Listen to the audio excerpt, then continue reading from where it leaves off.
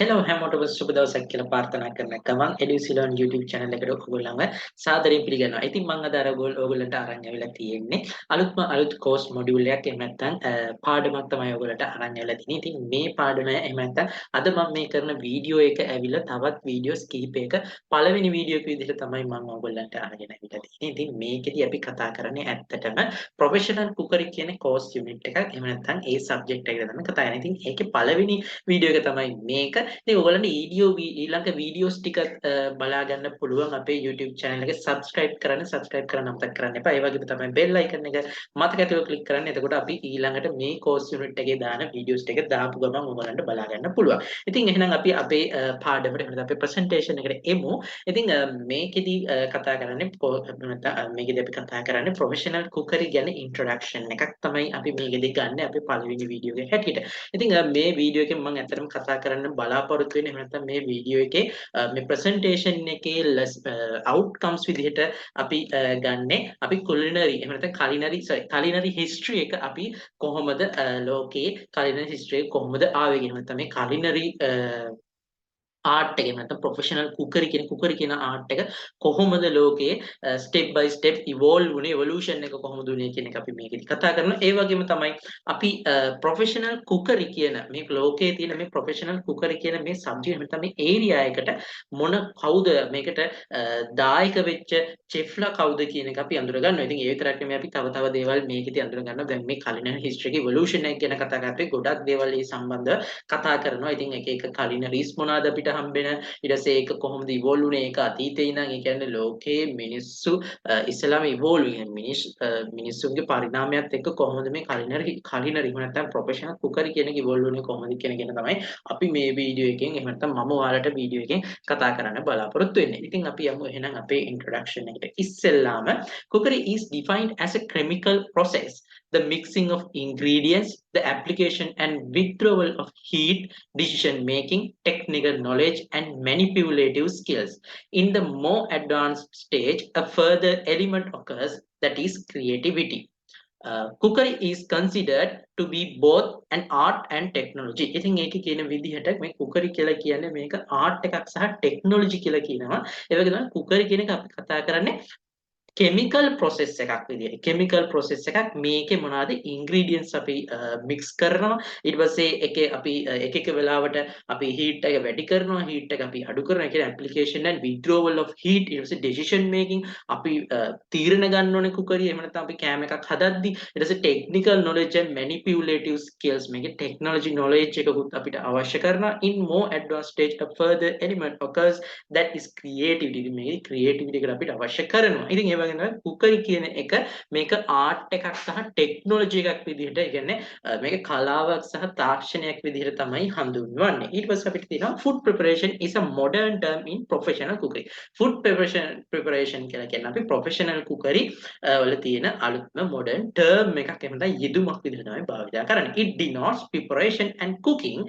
It follows a flow pattern which commences with purchasing and selection of material, their handling, processing, and the ultimate presentation of dishes to customers, where food service takes over. ඉතින් මේකෙදි දැන් මේකල flow එකක් විදිහට අපි ගන්නකොට මොනවාද අපි මේ flow එක ඇවිල්ලා පටන් ගන්න අපි ingredients මිලදී ගන්න තැන. අපි ingredients ගන්න තැන ඉඳන් ඒව කොහොමද handle කරන්නේ, ඒක process එකකට, ඒ කියන්නේ ඒක ක්‍රියාවලියකට භාජනය කරන්නේ සහ අවසාන වශයෙන් ultimate presentation of dishes to customers. අපේ customers ලා දැන් hotel එකක් හරි restaurant එකක් හරි ගත්තොත් එimhe ඒ අපේ එන customers ලාට අපි මේ dish එක පිළිගැන්වීම සහ මේ සියලුම මේ කාර්ය මේ ඔක්කොම මුළු process එකම තමයි මේ අපි කතා කරන professional cookery වල කතා කරන්නේ. ඉතින් ඒ වගේම තමයි මේක food service කියන එහෙම නැත්නම් අපි මේකට food service කියලා අපි කියනවා. ඊට පස්සේ in French the word cuisine denotes the art of cooking. French භාෂාවෙන් තමයි අපිට මේ cuisine කියලා කියන්නේ. cuisine එකක් කියලා කියන්නේ the art of cooking. ඒක දැන් art of cooking කියලා ගත්තාම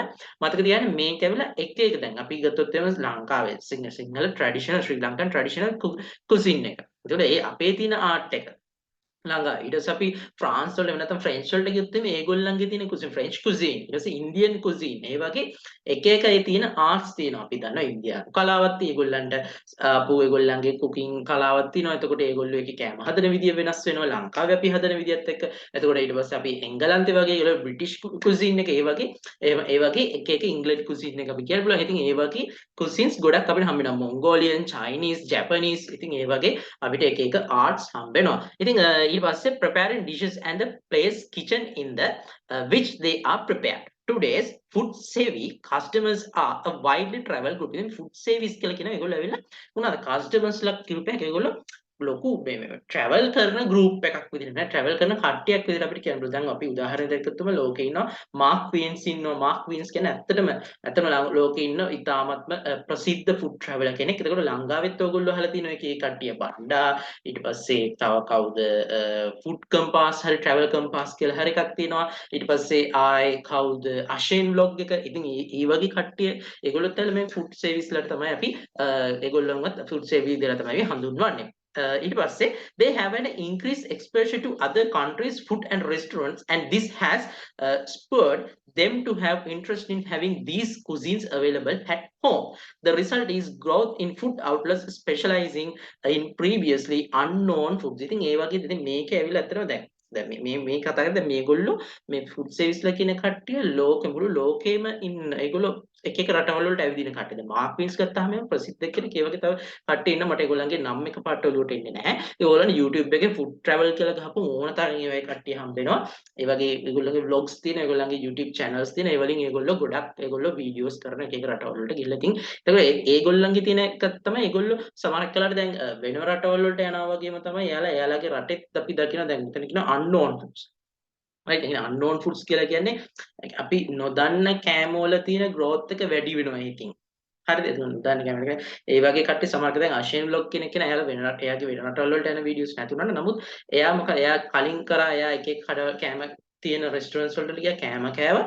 ඊට පස්සේ දැන් එයා එයාගේම රෙස්ටොරන්ට් එකක් ඕපන් කරලා ඒකේ එයා කරන්නේ ඇත්තටම එයා හොයාගත්ත රස වර්ග ඒ වලින් එයා ෆුඩ් එකක් ඩෙවලොප් කරලා එයාගේ බිරියානි එකක් තමයි ඇත්තට බිරියානි ෂොප් එකක් මට මතකද එයා බිරියානි රෙස්ටොරන්ට් එකක් එයා කරන්නේ. ඉතින් ඒකේ එයා අර එයා ගත්ත knowledge එක අනුව එයා ඒක වැඩි ඒ වගේ තමයි එතකොට වෙන රටවල් වලත් ඒගොල්ලෝ අර unknown food එකට තියෙන ඒගොල්ලෝ දන්නේ නැති කෑම වලට තියෙන ඌමනහට ඒකට තියෙන ආසාව වැඩි වීම තමයි ඉතින් අපි ඒකදී කතා කරන්නේ. ඊට පස්සේ අපි යමු ඊළඟ ස්ලයිඩ් එකට. The public's growing interest in මට පොඩ්ඩක් විදිහට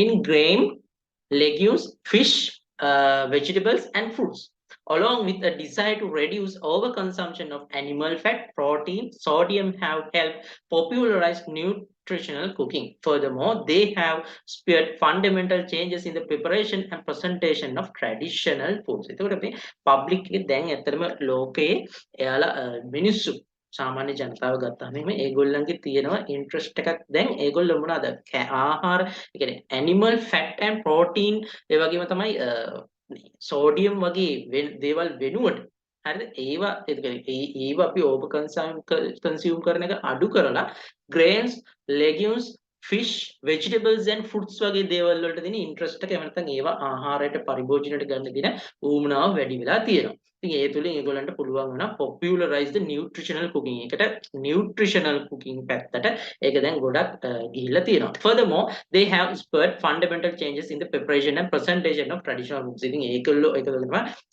මූලික වශයෙන්ම fundamental changes දැන් ඇවිල්ලා තියෙනවා මේ අපි කතා කරන traditional foods ගැන ඒ තියෙන traditional foods වල තියෙන changes බලපාන මේ ඒගොල්ලන්ගේ interest එක වෙනස් වීම ගැන වෙනස් වීම ඒ කෙරෙහි බලපාලා තියෙනවා. Chef become most important figure in the restaurant who with his brigade of staff churns out exquisite food to satisfying very palate. They are being respected, even admired for their skill, craftsmanship, and even artistry.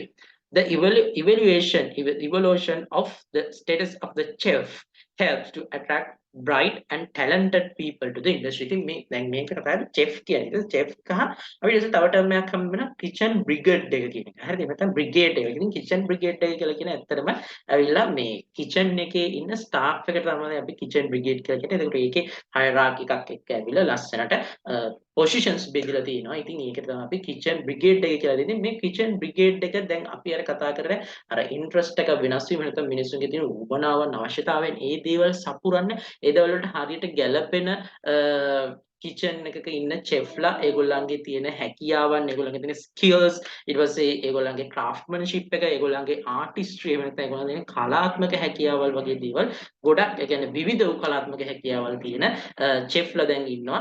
ඉතින් ඒගොල්ලෝ ඒ තුලින් ඒගොල්ලන්ට ඒගොල්ලන්ගේ talent එක වැඩි කරගන්න පුළුවන් වෙලා තියෙනවා. Then after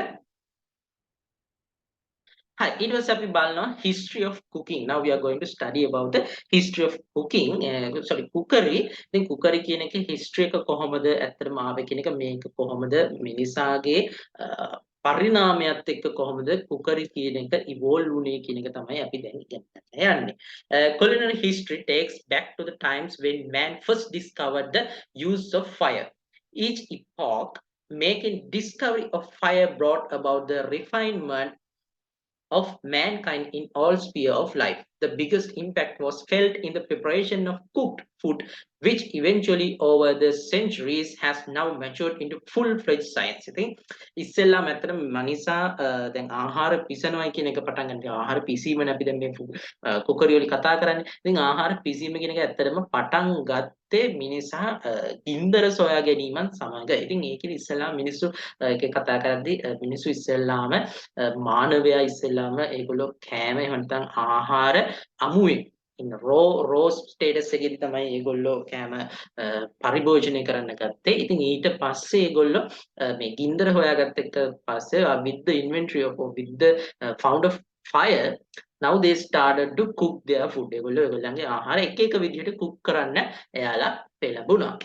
The biggest impact was felt in preparation of cooked food which eventually over the centuries had now matured into full-fledged science. I think Islam it was normally just cooking with the fire or they just burn or roasted their meat or any other kind of a food with the use of fire. ඒගොල්ලෝ කලින් කරේ මොන හරි දෙයක් තම්බන එකක් මොන හරි roast කරන දෙයක් වගේ දෙයක් කොහොම තමයි සුළුවෙන් කරපු දෙයක්. But now it has evolved into full-fledged science. එක දැන් සම්පූර්ණ සයන්ස් එකක් විදිහට ඩෙවලොප් වෙලා තියෙනවා. The history of cooking is undoubtedly as old as mankind itself. මම කලින් කිව්වා වගේ cookery කියන එක it has a very long a very deep history as the which of the mankind කියන මිනිස්සුන්ගේ කියන මානවයාගේ තියෙන ඉතිහාසයත් එක්ක මේක සම්බන්ධනේ ඒ වගේ ඉතාම දිගු ඉතිහාසයක් මේ cooking කියන එකට තියෙනවා.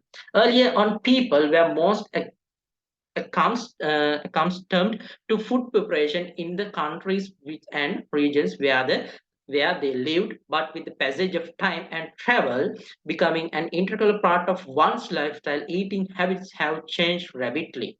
Culinary history can be observed to have been influenced by following factors that have all contributed to the development of the modern day cuisine. I think මේ අපි කතා කරලා දැන් culinary මේක evolve වෙද්දී ඒකට ඇත්තම බලපෑවේ ගොඩක් කලාවට ඉතින් මිනිස්සු ඉස්සෙල්ලාම තමන්ගේ සාමාන්‍ය ඉන්න වාසස්ථානය තමයි හිටියේ. හැබැයි නමුත් ඒගොල්ලෝ ඉවෝල්ව් වෙද්දී ඒගොල්ලන්ගේ වාසස්ථාන මාරු කරන්න පටන් ගත්තා. ඒගොල්ලෝ ට්‍රැවල් කරන්න ගත්තා.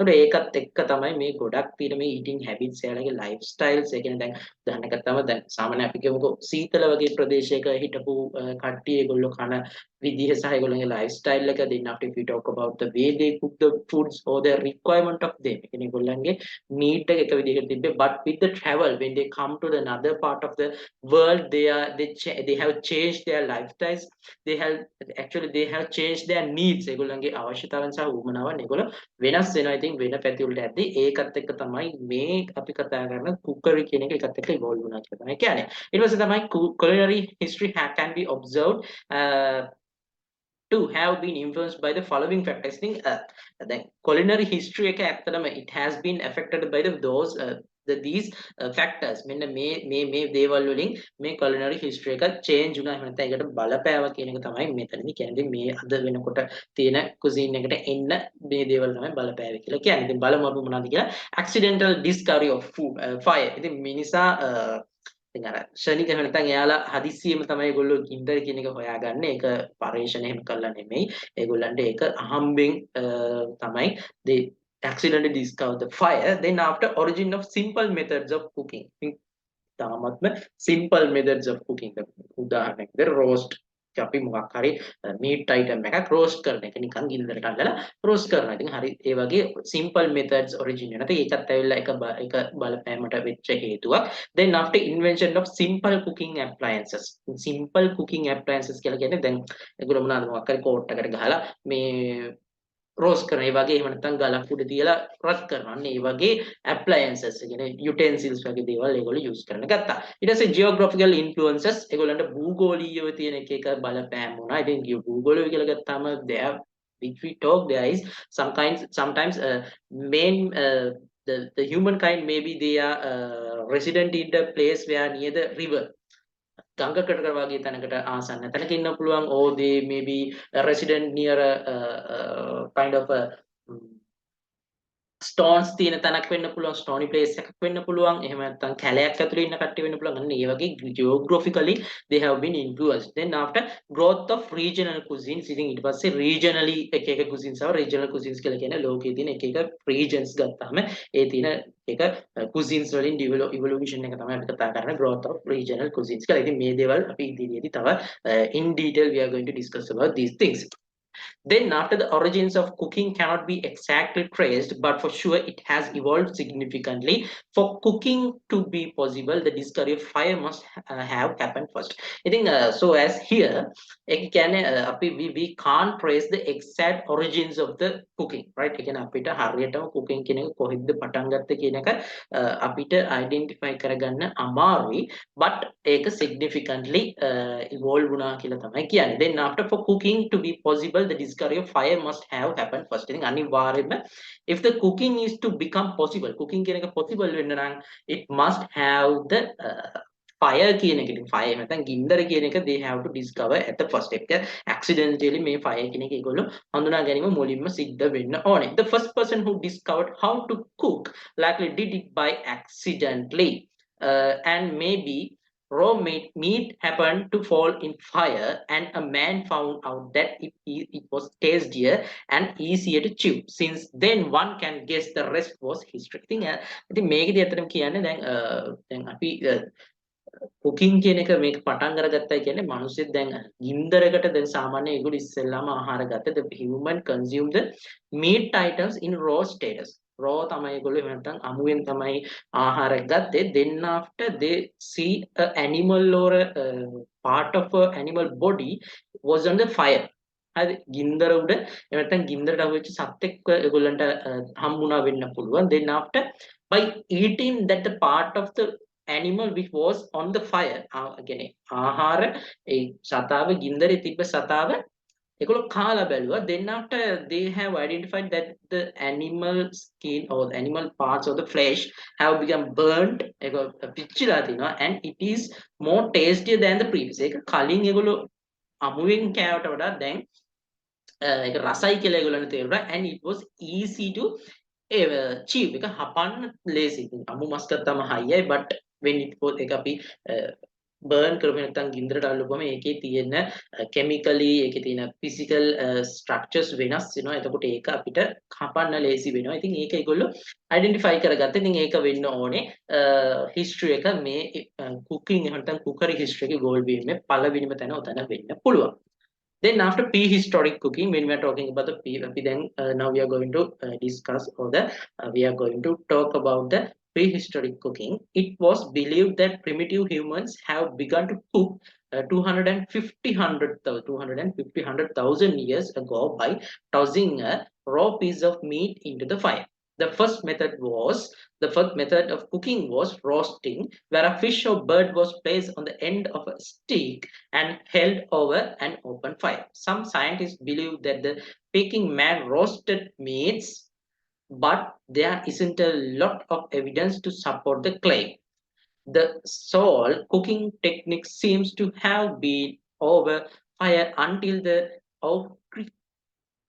Aurignacian people of France started to steam food wrapped in leaves over hot embers during the Paleolithic period. Paleolithic period. ඉතින් prehistoric cooking කියන එක තමයි මේ අපි කතා කරන ප්‍රාග් ඓතිහාසික පිසීම ගැන කතා කරද්දී ඉතින් ඒකෙදි ඇත්තටම මේක ගොඩ මේක දැන් සයන්ටිස්ට්ලට අනුව එහෙම නැත්නම් එක එක ගවේෂකයන්ට අනුව කියන්නේ මිනිසා ආහාර කුක් කරන්න ගත්තද පිසින්නට ගත්තේ අවුරුදු 2,50,000ක් පමණ ඈත අතීතයේ ඉඳන් තමයි ඒගොල්ලෝ පටන් ගත්තේ. ඉතින් ඒගොල්ලෝ ඉස්සෙල්ලාම කරේ නිකන් ආහාර එහෙම නැත්නම් මොනවා හරි මීට් කෑම මස් වර්ග they tossed over the fire.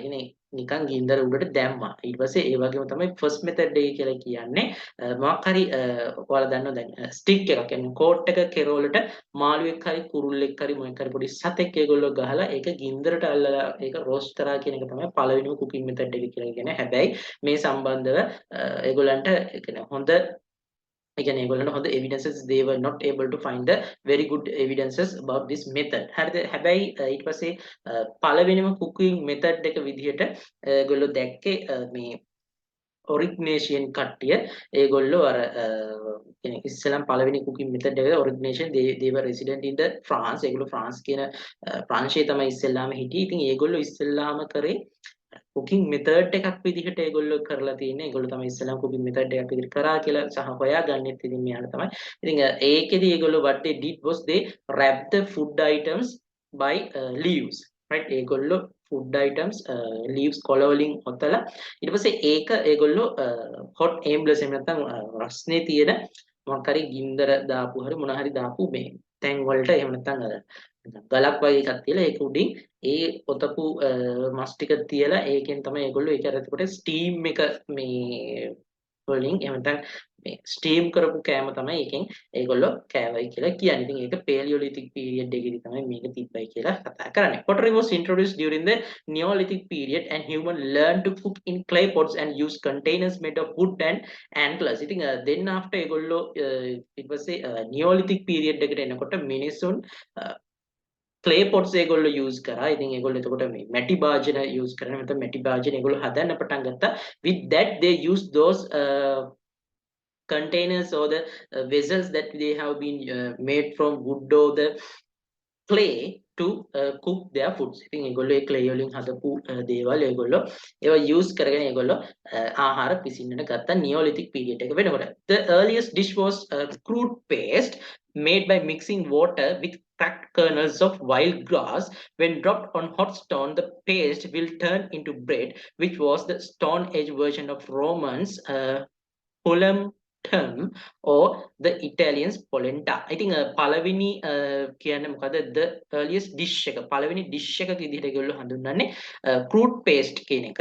ඒක crude paste වලින් හදපු dish එකක් තමයි ඒගොල්ලෝ ඉස්ලාම් මේවා කියන්නේ. මේ dish එක හදාගන්නේ mixing water with cracked kernels of the wild grass. ඉතින් wild grass වල අර තියෙන දැන් ඒ කියන්නේ අපි කතා කරත් එහෙම නැත්නම් මේ තනකොළ වල තියෙන තනකොළ පොඩි අර crack kernels ඒවා තියෙන kernels ටික ඒගොල්ලෝ ඒවා crack වෙච්ච ඒවා අරගෙන ඊට පස්සේ ඒක kernels කියලා කියනවා අපි corn kernels කියලා කියන්නේ මොනවාද ඇට වර්ග වගේ තියෙන corn ඒ කියන්නේ බඩිරිඟු වල මේ kernels අනේ වගේ ඒවා ඒගොල්ලෝ අරගෙන crack වෙච්ච ඒවා අරගෙන ඒක වතුරත් එක්ක කලවම් කරලා ඊට පස්සේ ඒක රත් වෙච්ච මේ stone එකක් උඩට දානවා. එතකොට දැන් ඕගොල්ලෝ දන්නවා ඉරිඟු ඇට ක්‍රැක් වුණාම මේ ඉරිඟුට ක්‍රැක් වුණාම එතන පිටි වගේ එන්නේ. ඒකට පිටි එක වතුරත් එක්ක කතා මේවා කරපුවාම මේගොල්ලෝ කලවම් කරලා ඒක ගලක් උඩට දාලා රත් කරගත්තා නිකන් රොටියක් එහෙම නැත්නම් බ්‍රෙඩ් එකක් වගේ එකක් තමයි ඒගොල්ලන්ට හදාගන්න වෙලා පුළුවන් වෙලා තියෙන්නේ. ඉතින් ඒක ඇල්ල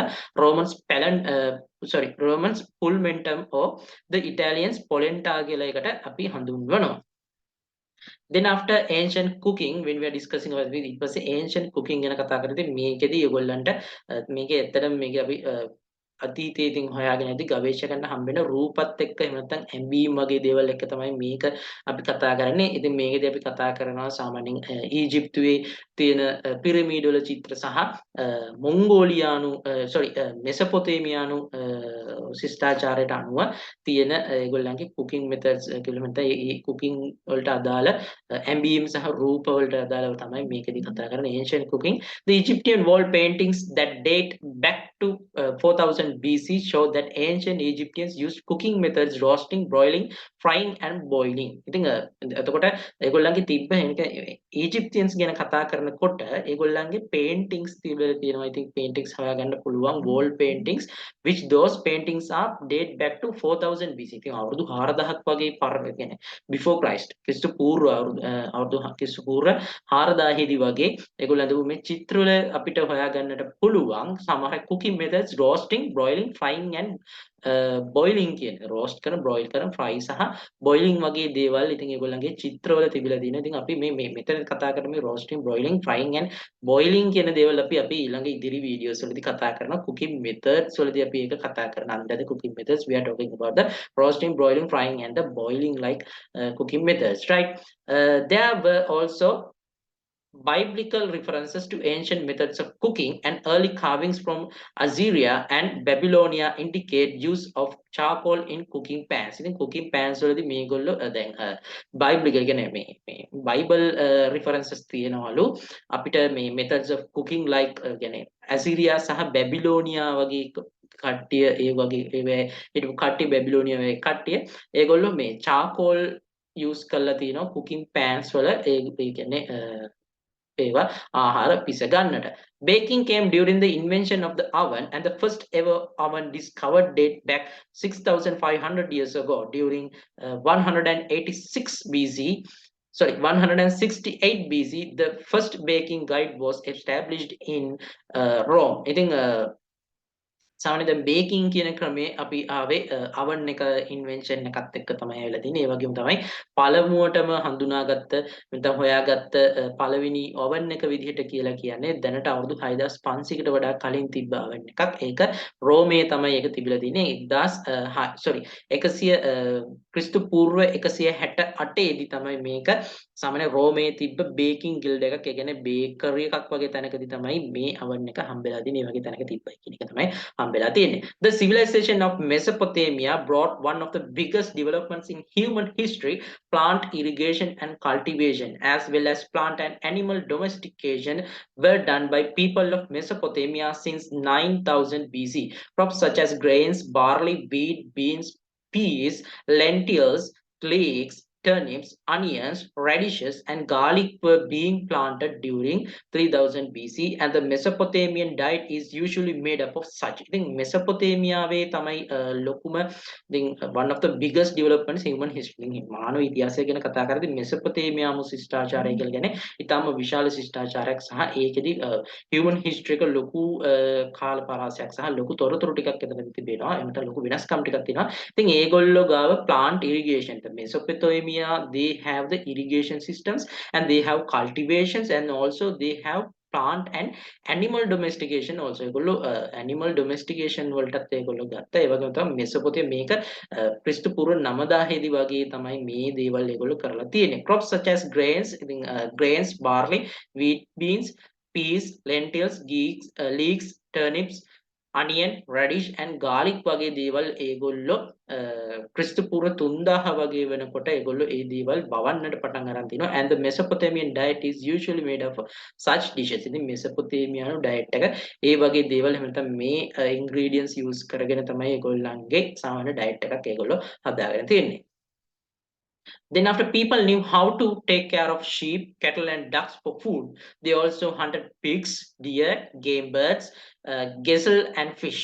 Generally, meats were smoked, dried or salted for preservation and were cooked by roasting, broiling or boiling. Boiling and stewing were done using pots placed near the fire or in cauldrons suspended over fire by hanging from a tripod formed by 3 poles joined at the apex or by fastening chains attached to the beam. A basic dish was made up of lentils, beans and grains. ඉතින් මේකෙදි ඒගොල්ලෝ කතා කරද්දී ඉතින් සාමාන්‍යයෙන් meats ඒගොල්ලෝ smoke කරා. ඊට පස්සේ ඒ දේවල් ඩ්‍රයි නැත්නම් වේලලා ඒවා ස්මෝක් දුම් ගහලා ඊට පස්සේ ඒවට ලුණු දාලා වගේ ඒගොල්ලෝ කරලා ප්‍රිසර්වේෂන් කරගත්තා. ඊට පස්සේ ඒ වගේම ඒකට කලින් කියලා තියෙනවා ඒගොල්ලෝ සත්වෙන් කියන්නේ ෂීප් කියලා බැටළුවෝ ඊට පස්සේ හරක් ඊට පස්සේ ඩක්ස් වගේ ඒ කට්ටියව ඒගොල්ලෝ මේ ඩොමෙස්ටිකේට් කරා. නැත්නම් ඒගොල්ලන් කොහොමද බලා ගන්න ඕනේ කියන එක ඒගොල්ලෝ පටන් ගත්ත සහයවත් කරන්න ගත්තා. ඒ සතුන්ව ආහාර විදිහට තමයි ඒගොල්ලෝ ආහාරයට ගන්න තමයි සතුන්ව ඒගොල්ලෝ ඇති කරන්න පටන් ගත්තේ. ඒ වගේම ඒගොල්ලෝ හන්ට් කරන්න ගත්ත pigs, deer, game birds, gazelle and fish වගේ ගායව ඒගොල්ලෝ හන්ටින් උත් ගියා. ඊට පස්සේ තමයි මේගොල්ලෝ කියන්නේ මීට්ස් වර්ග ඒගොල්ලෝ ස්මෝක් කරලා ඩ්‍රයි කරලා එහෙම නැත්නම් සෝල්ට් කරලා ප්‍රිසර්වේෂන් වලට තියාගත්තා. and were cooked by roasting ඒගොල්ලෝ රෝස්ට් කරන ක්‍රම ඒ roasting method, broiling or boiling වගේ දේවල් වලින් ඒගොල්ලෝ ආහාර ඉතින් පිසීමට එහෙම නැත්නම් කුක් කරන්න ගත්තා. Boiling and steaming were done using pots placed near the fire or cauldrons suspended over fire by hanging from a tripod formed using the three poles. එකකින් කියන්නේ අර ඒගොල්ලෝ boiling and steaming වගේ දේවල් කරේ pots එකක් ගින්දර ළඟ තියලා ගින්දර එහෙම නැත්නම් තියලා ඒ වගේම තමයි ඒගොල්ලෝ සමහර වෙලාවට ගින්දරේ තියලා එහෙම නැත්නම් මොකක් හරි ට්‍රයිපෝඩ් එකක්. ඒ කියන්නේ අර කෝටු තුනකින් ගහලා පොළොවට කෝටු තුනක් ගහලා ගින්දර මැද්දේ ඒක උඩින් කෝටු තුනක් ගහලා ඒකෙන් එල්ලනවා. ඒගොල්ලෝ මුට්ටි මොනවා හරි ඒගොල්ලෝ යූස් කරන පොට්ස් එක ඒ පෝල් වල ට්‍රයිපෝඩ් එකේ එල්ලලා තමයි ගින්දරට ඒක තිබ්බයි කියන්නේ. ඉතින් ඒ වගේ තමයි ඒක. ඒ කියන්නේ it's kind of a hot stove. ඒගොල්ලෝ ස්ටව් එකක් හදාගත්තේ අන්න ඒ විදිහට තමයි කියලා කියන්නේ. ඉතින් ඒ වගේම තමයි බේසික් ඩිෂ් එකක් තිබ්බලු ඒගොල්ලන්ගේ lentils, beans and grains වලින් හදාගත්ත ඩිෂ් එකක් තිබ්බයි කියලා කියනවා. When the Egyptian civilization began around 3100 BC, more types of animals were domesticated and more food-bearing plants were grown. I think it's Egyptian civilization එක පටන් ගන්නවත් එක්ක ඒගොල්ලෝ ගොඩක් වෙලාවට animals ලව domesticate කරා සහ more food bearing plants ආහාරයට ගන්න පුළුවන් plants ඒගොල්ලෝ වවන්න ගත්තා. By then the nobles and the rich were served with elaborate stews which were prepared with more sophisticated cooking methods. ඉතින් ඒගොල්ලෝ ඊට පස්සේ nobles සහ rich අය ඒගොල්ලන්ට ගොඩක් හොඳ stew වගේ කියන්නේ stews ඒ වගේම තමයි which were prepared with more sophisticated cooking methods වලින් හදපු හොඳ නියම උසස් cooking method ටිකක් use කරලා හදපු ආහාර ඒගොල්ලෝ පරිභෝජන නැත්නම් consume කරා. Meanwhile the peasants' basic meal consisted of bread, onions, fruits, and beer. The leavened bread was also believed to have been first prepared in Egypt. ඉතින් ඉස්සෙල්ලාම bread එකක් හදුවයි කියලා කියන්නේ කියන්නේ සාමාන්‍යයෙන් ටිකක් leavened කරපු ඒ කියන්නේ puff කරපු වගේ bread එකක් හොඳ bread එකක් පාන් වර්ගයක් ඉස්සෙල්ලාම හදාගත්තා කියන්නේ ඊජිප්තියානු වැසියන්. ඉතින් peasants කියලා කියන්නේ දැන් අපි nobles and rich ලට කියනවා ඊජිප්තියාවේ හිටපු ඒගොල්ලන්ට nobles ලා ඒගොල්ලෝ pharaohs ලා වගේ කට්ටිය නැත්නම් උසස් වල කට්ටිය. peasants ලා කියන්නේ සාමාන්‍ය ජනතාවට. ඉතින් ඒගොල්ලන්ගේ සාමාන්‍ය ආහාර උනේ bread, onion, fruits and beer තමයි ඒගොල්ලන්ගේ සාමාන්‍ය ජනතාවගේ ආහාරය උනේ කියලා කියන්නේ. The Roman Empire made cooking into an art form. The Roman අධිරාජ්‍ය මේ cooking කියන එක art එකක් විදිහට ඒගොල්ලෝ ඒක develop කරා. During the 1st century AD after the කියන්නේ ක්‍රිස්තු වර්ෂ simple meals were replaced by elaborate banquets and chefs specialized in disguising food. ඉතින් ඊට පස්සේ මේ දැන් when it comes to the Roman Empire they have specialized chefs, right? Then and they were sometimes meals සාමාන්‍යයෙන් banquet ක්‍රම වලට ඒගොල්ලෝ banqueting වගේ functions වලට ගිහලා තිනවා.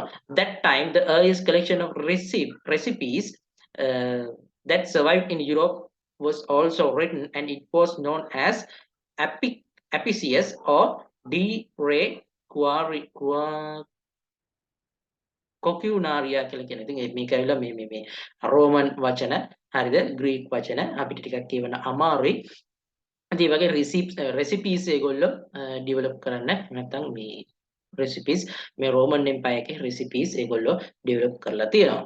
Then after medieval cooking අපි එනවා මධ්‍ය කාලීන ආහාර පිසීමට now we are going to discuss about the medieval cooking. In the Middle Ages what people eat depends on who they are. During feast, large number of invited guests were served with different dishes of varying number and quality of courses according to social status. The average men had no kitchen, but in castles, monasteries, and palaces, there were huge kitchens equipped with all kinds of cooking wares and utensils. Huge houses had bread made in tall ovens, and their dinner included a roast, white bread, and a custard or pudding. ඉතින් ඊට පස්සේ අපි මධ්‍ය කාලීනයට එද්දී ඒගොල්ලන්ට සාමාන්‍යයෙන් මේක ලොකු මේ cooking process එකක් යනවා ඒකෙදි. ඉතින් මේක ඇත්තටම ගොඩක් වෙලාට හොඳ ලොකු kitchen එකක් වගේ දේවල් ඊට පස්සේ kitchen utensils ඇත්තටම තියෙන palaces වල monasteries වල වගේ එහෙම නැත්නම් castles වල තමයි ඇත්තටම ලොකු kitchens තිබ්බේ. හැබැයි සාමාන්‍ය ජනයාට ඒ වගේ දේවල් තිබෙන්නේ නැහැ ලොකු kitchens එහෙම නැත්නම් දෙක. ඒ වගේම තමයි huge kitchens equipped with all kinds of cooking wares and utensils. Huge houses ලොකු ගෙවල් වල තිබ්බා. ඒගොල්ලන්ට bread ඒගොල්ලෝ හදාගත්තා. tall ovens වලකින් ovens වලට දාගෙන ovens වල හදපු bread ඒගොල්ලන්ට තිබ්බා. And their dinner include ඒගොල්ලන්ගේ සාමාන්‍ය dinner එකකට අන්තර්ගත වුණේ roast එකක්. Yum, kind of a meat roast. Then they have white bread and custard or pudding as a as a dessert. ඒගොල්ලෝ dessert එකකුත් ඒගොල්ලෝ ගන්න පටන් ගත්තා medieval කාලේ එනකොට. Portuguese vessels reached South Africa, India and China to trade spices. These were used generously to create savory and flavorful dishes. ඉතින් ඒ කියන්නේ දැන් සාමාන්‍ය ඊපස්සේ පෘතුගීසි නැව් ඒගොල්ලෝ සවුත් අප්‍රිකා, ඉන්දියා, චයිනා වගේ රටවල් වලට ඒගොල්ලෝ එන්න ගත්තා ස්පයිසස් ට්‍රේඩ් කරන්න, කුළුබඩු ට්‍රේඩ් කරන්න. ඉතින් එතකොට මේ කුළුබඩු සාමාන්‍යයෙන් savory and flavorful dishes හොඳ savory එකක් සහ flavor එකක් තියෙන dishes create කරන්න, cook කරන්න ඒගොල්ලෝ මේ spices use කරා කියලා තමයි කියන්නේ. ඊට පස්සේ අපි එනවා Renaissance cooking පුනරුද කාලයේ තියෙන මේ ආහාර පිසීමට. The Renaissance period brought in famous cooks and notable advancements in cuisine that Italy had the most famous, skilled, and creative chefs in Europe who took fine dining into new levels. The banquet tradition and the flavors of medieval times were carried over to the Renaissance. People developed a taste for giblets of butchered animals. Soups and stews were staple food and were eaten both by poor and the rich. Then cakes and fans become popular for desserts. Olive oil was used in cooking. Milk and dairy products become a need, and most households could make their own cheese. In addition to spices, fruits and citrus became basic flavoring agents. They also used light sauces made of aromatic plants or fruits to be mixed with bread, flour, eggs, or almonds. ඉතින් Renaissance cooking ගැන කතා කරද්දී ඉතින් මේක ඇත්තටම ගොඩක් වෙලාවට Renaissance cooking වල ඉතාලිය වගේ ගත්තොත් එimhe හොඳ skilled creative chef ලා ඒගොල්ලෝ ආවා ඉස්සෙල්ලාම ඉතාලියේ වගේ රටකවල් වල. ඉතින් ඒකේ තමයි එතන හොඳ chef ලා ඒගොල්ලන් බිහි වුණා. ඒ වගේම තමයි මේ කාලේදී banquet tradition එක වගේ දේවල් අර medieval time එකේ තිබ්බ banquet ඒවා ඒගොල්ලෝ Renaissance ඒ කියන්නේ ඒවා පුනරුදයක් කරලා ඒක විශාල ඒවා වර්ධනයක් දකින්නට ලැබුණා. People developed a taste for giblets of butchered animal. ඒගොල්ලෝ දැන් මේ සත්තුන්ගේ තියෙන ආහාර කොටස් සත්තුන්ගේ තියෙන කොටස් ඒගොල්ලෝ butchered කියලා කියන මරණයට ලක් කරපු නැත්නම් මරපු සත්තුන් ඒගොල්ලෝ ගොඩක් වෙලාවට හොඳ ටේස්ට් එකක් ඒගොල්ලෝ ගත්තා ඒ ආහාර වලින්. ඊට පස්සේ soup and stews were staple foods and were eaten both by poor and the rich. ඉතින් සාමාන්‍ය ආහාර වලින් soup සහ stews තමයි ඒගොල්ලෝ ගොඩක් වෙලාවට කෑවේ. ඒක ඉතින් poor සහ rich අය දෙගොල්ලම ඒක කෑවයි කියලා කියනවා. Cakes and flans become popular for desserts. Cakes සහ flans කියන දේවල් තමයි ඒගොල්ලෝ dessert වලදී ගත්තේ. ඒ වගේම තමයි olive oil ගොඩක් වෙලාවට cooking වලදී ඒගොල්ලෝ use කරගත්තා. ඊට පස්සේ milk and dairy products became a need and most households could there make their own cheese. ඉතින් households සාමාන්‍ය ගෘහස්ත කට්ටිය ඒගොල්ලන්ගෙම cheese හදාගන්න පටන් ගත්තා. In addition to spices, fruits and citrus become basic flavoring agents. ඉතින් spices වලට අමතරව fruits සහ citrus ඒගොල්ලන්ගේ flavoring agent එකක් විදිහට ඒගොල්ලෝ use කරා. They also used light sauces made of aromatic plants or fruits. ඒගොල්ලෝ light sauces ටිකක් හදාගත්තා මේ aromatic plants සහ fruits වලින් to mix with bread, flour, eggs or almonds එක use කරලා ඒගොල්ලෝ ඒ light sauces හදාගත්තා කියලා කියනවා. In 1533, Queen Catherine de Medici arrived in France from Italy. She brought her master chefs with her who carried Italian staple like broccoli, artichokes, veal, baby peas, and pastas.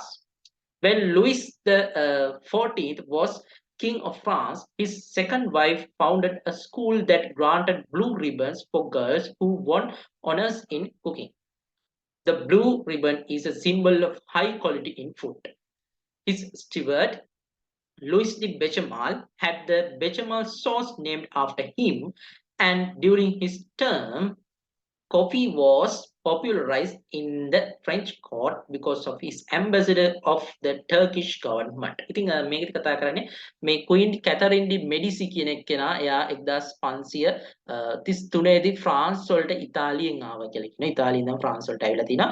ඒ වගේම එයාගේ master චෙෆ්ලා එයා එක්කන් ආවා. ඉතින් ඒගොල්ලෝ මේ ඉතාලියන් චෙෆ්ලා අරන් ඉදි මේගොල්ලෝ ගොඩක් වෙලාවට ආහාර හදන්නේ බ්‍රොකෝලි, ආටිචෝක්ස්, veal and baby peas සහ pastas කියන දේවල් එක්කම තමයි ඒගොල්ලෝ ෆ්‍රාන්ස් වලට ඇවිල්ලා තියෙන්නේ ඉතාලියෙන්. when Louis the 14th 14 වෙනි ලුයිස් රජතුමාගේ කාලය ෆ්‍රාන්ස් වල නැත්නම් ප්‍රංශයේ රජතුමා වෙලා ඉන්න කාලේ එයාගේ දෙවන බිරිඳ his second wife founded a school that granted blue ribbons for the girls. එයා ඒ girl එයා මේ found එහෙම නැත්නම් එයා පටන් ගත්තා මේ ගර්ල්ස් ලට හොඳ කුකින් ටැලන්ට් එකක් තියෙන ගර්ල්ස් ලට එයා ඒ ස්කූල් එකේදී නිල් පාට රිබන් පටියක් පළඳින්න එයා දුන්නා. ඉතින් ඒ රිබන් පටි නිල් පාට රිබන් පටියෙන් කියලා හඳුන්වන්නේ ඇත්තටම high quality in foods. ඉතින් foods වල තියෙන හොඳ quality එක තමයි මේ blue color ribbon එකෙන් ඒගොල්ලෝ identify වෙන නැත්නම් ඒකෙන් ඒගොල්ලෝ symbolize කරේ. his steward ඒ වගේ තමයි ලුයිස් රජතුමාගේ steward එයා ස්ටුවර්ට් හිටි විදිහට හිටපු කෙනා ලුයිස් ඩි බෙචමාල්. එයාගේ නම ලුයිස් ඩි බෙචමාල්.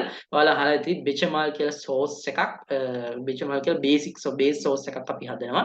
ඉතින් මේ බෙචමාල් සෝස් එක ඇත්තටම ඉස්සෙල්ලාම හදලා තියෙන්නේ මේ ලුයිස් ඩි බෙචමාල් කෙනෙක් කෙනා. ඉතින් එයාගේ නම තමයි අපි මේ බෙචමාල් වෙනත මේකට කටේ මේක බෙචමාල් කියලා කියනවා. බැෂ්මේල් කියලා කියනවා. ඉතින් මේක ඇවිල්ලා මේ ෆ්‍රාන්ස් වල තියෙන පංච එහෙම නැත්නම් ප්‍රංශ වචනයක් හින්දා අපිට ඒක එක විදිහට සිංහලෙන් සහ ඉංග්‍රීසි වලින් ඒක pronounce කරනවා. And during his term coffee was popularized in French court. ඉතින් ප්‍රංශ මේ උසාවියේ එහෙම නැත්නම් ඒ අධිකරණ කටයුතු වලදී coffee ඉතාමත්ම popularized වෙලා තිනා because of his ambassador of the Turkish government. එයාගේ Turkish government එකේ ambassador නිසා මේ coffee ගොඩක් ප්‍රසිද්ධ වෙලා තිනවා මේ කාලෙදී. And now we are coming to the modern cooking. අපි දැන් modern cooking ගැන තමයි කතා කරන්නේ. French Revolution, when more elaborate gastronomy began to be common among the people. One of the biggest changes came in the mid 17th century when the cast iron range was developed and began to replace open fireplaces. It radiated more heat and burned less fuel than typical fireplaces. The first instance of cooling was recorded in 1748 when William Cullen at the University of Glasgow tried to produce refrigeration. It was successful but did not advance past the laboratory stage. Industrial revolution meant the popularization of preserves, facilitating access to many foods. The recipes and cooking treatises multiplied and a new genre was the light gastronomic criticism. The first refrigeration machine was developed in the US in 1844. Meanwhile, the tin can was invented as a tool for preserving food in 1810.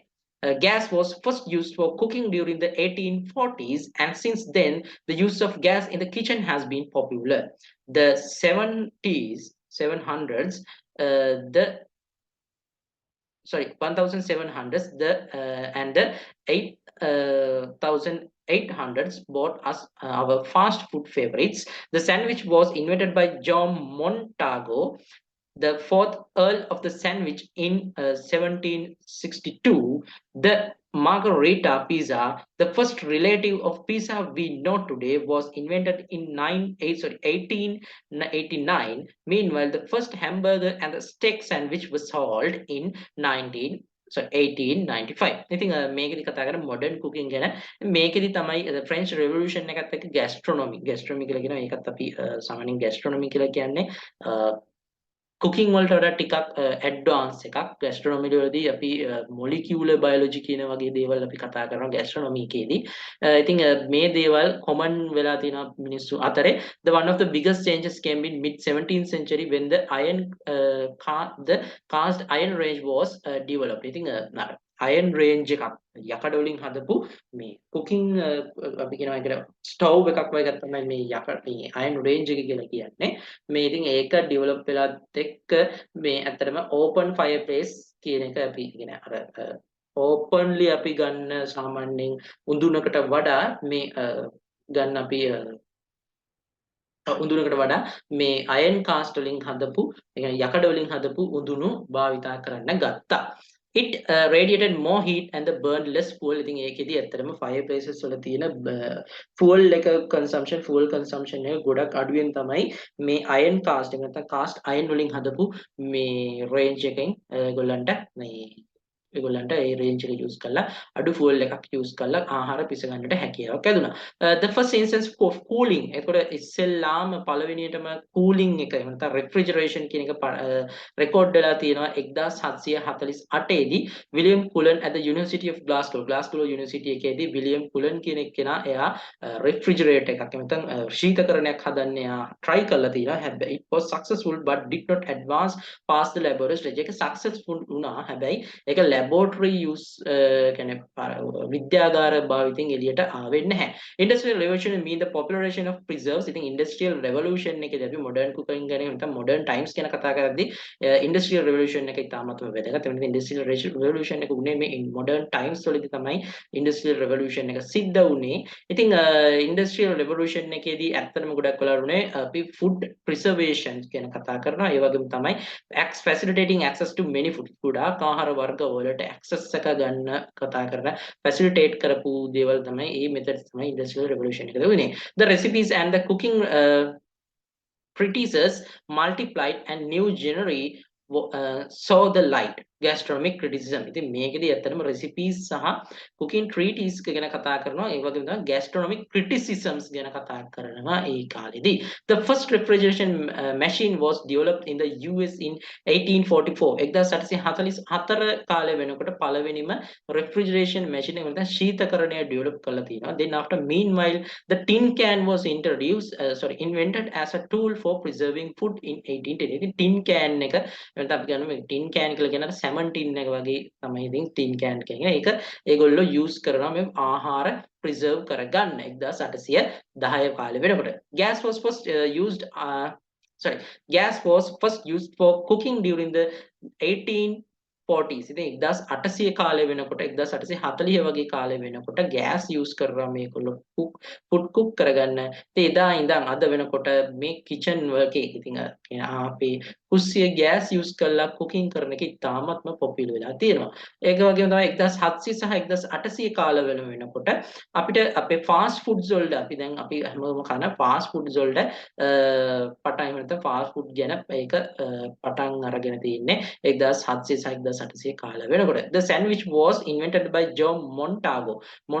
John Montagu කියන කෙනා තමයි sandwich කියන එක එයා ඉස්සෙල්ලාම identify නැත්නම් invent කරලා තියෙන්නේ. ඒ වගේම එයා තමයි fourth earl හතරවෙනි earl වරයා of sandwich කියලා කියන්නේ එහි තියෙන town එකක් ඇත්තටම මේ කියන්නේ මේ sandwich කියන town එකේ තමයි 1762 දී ජෝන් මොන්ටාගෝ හතරවෙනි sandwich නගරයේ හතරවෙනි earl වරයා විසින් තමයි sandwich කියන එක හඳුනාගෙන තියෙන්නේ. The margherita pizza කියලා එකක් තියෙනවා pizza එකක්.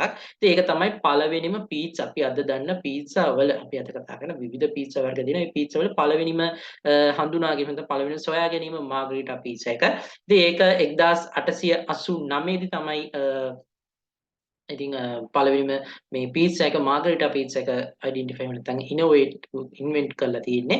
ඒ වගේම තමයි first hamburger and the steak sandwich එක ඉස්සෙල්ලාම විකුණලා තියෙන්නේ 1895 දී තමයි පළවෙනි hamburger එක සහ steak එක විකුණලා තියෙන්නේ. steak sandwich එක විකුණලා තියෙන්නේ. In 1765, the first modern version of the restaurant appeared in Paris and was opened by a soup salesman named Bolanger.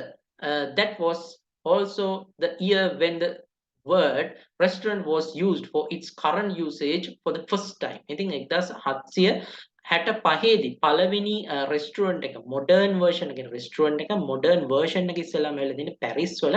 ඒක open කරලා තියෙන soup salesman කෙනෙක්. එයාගේ නම තමයි බෝලංග කියන්නේ.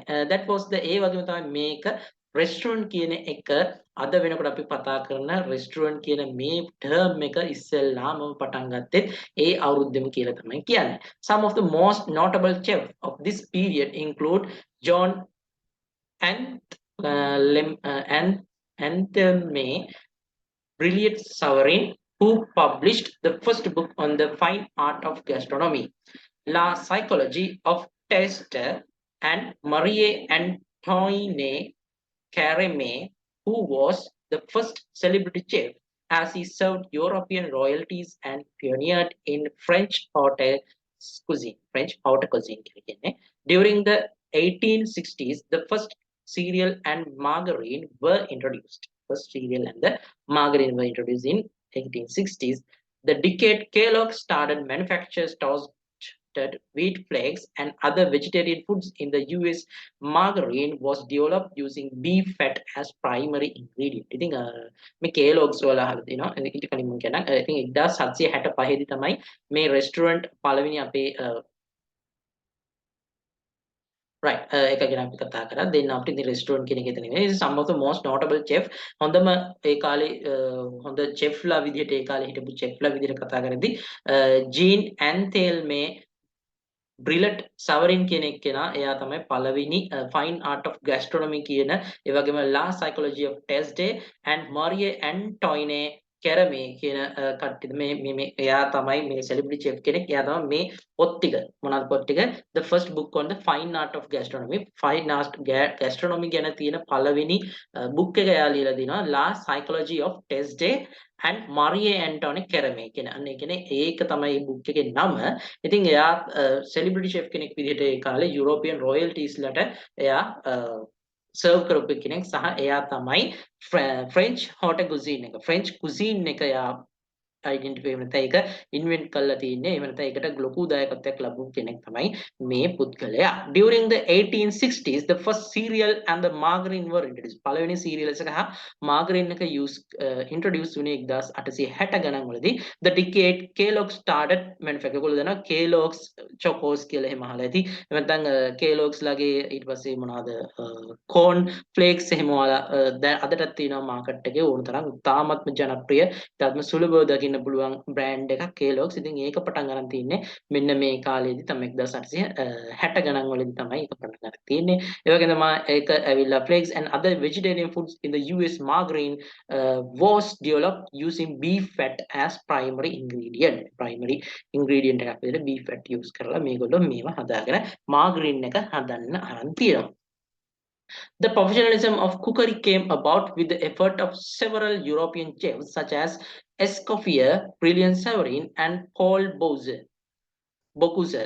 All of them wrote several books and helped bring about a proper organization of continental cuisine. The continental cuisine එක develop කරන්න බාධායක වෙච්ච සහ හොඳ professional cookery එකක් නැත්නම් professionalism in the cookery වල තියෙන professionalism එක ගොඩක් මේ develop කරන්න එක හොඳට ඒක ඉන්වෙන්ට් කරන්න දායක වෙච්ච කට්ටිය තමයි යුරෝපියන් චෙෆ් ලා ඉන්නවා මෙතන. ඔයගොල්ලන්ට බලන්න පුළුවන්. ඒගොල්ලන්ගේ නම් තමයි Escoffier, Brilliant Savarin and Paul Bocuse කියන කට්ටිය තමයි මේක ඉන්නේ. Brilliant Savarin ඊට පස්සේ sorry මෙතන ඉන්න Brilliant Savarin එයා ලියපු පොත මෙතනට ඔයගොල්ලන්ට බලන්න දාගන්න පුළුවන්. ඒ වගේම තමයි මෙතන ඉන්නවා August Escoffier. හරිද? Escoffier මෙතන මේ Escoffier එයාගේ book එක තමයි මේ තියෙන්නේ. ඉතින් professional cookery වලට ලියපු book එකක්. then after මෙතන ඉන්නවා Paul Bocuse එයාගේ Paul Bocuse's French cooking වලට develop කරලා ඉතින් continental cuisine එක සම්බන්ධව මේ ඉන්න chef ලා ඔක්කොම මේ සම්බන්ධව වැඩ කරපු අය. Paul Bocuse is also credited with the creation of nouvelle cuisine. Auguste Escoffier formulated party system of the kitchen staff organization and also classified stocks and sauces which are the foundation of continental cookery. ඉතින් continental cookery කියන එක අපි ඉස්සරහට ඉගෙන ගන්නවා. ඉතින් continental cookery වලට සාමාන්‍ය ඒකේදී එනවා අපිට මේ stocks සහ sauces අපිට හම්බ වෙනවා. ඉතින් ඒවා ඒ ඕගනයිසේෂන් එක ඒවා ක්ලාසිෆයි කරන්න ගොඩක් දායක වෙනවා. නැත්නම් ඒක හඳුනාගත්ත කෙනෙක් තමයි ඔගස්ට් එස්කොපිය කියලා කියන්නේ. ඒ වගේම Paul Bocuse is also credited with the creation of nouvelle cuisine. Nouvelle cuisine එක create කරේ Paul Bocuse කියන පුද්ගලයා. ඒ වගේම the French cuisine was also classified by these chefs. The purpose of this classification was also was to make it easier to study and refine the cuisine and also provide a means of training cooks in these areas. ඉතින් French cuisine එකත් classify කරේ මේ chefලා තමයි. ඒ වගේම තමයි ඒගොල්ලන්ගේ purpose එක උනේ මේ classification එක තුලින් මේ French cuisine එක යාලට study කරන්න, ඒ වගේම තමයි හොඳ training එකක් දෙන්න, මේ areas කියන හොඳ training එකක් දෙන්න දායක වුණා මේ classification of the French cuisine, right?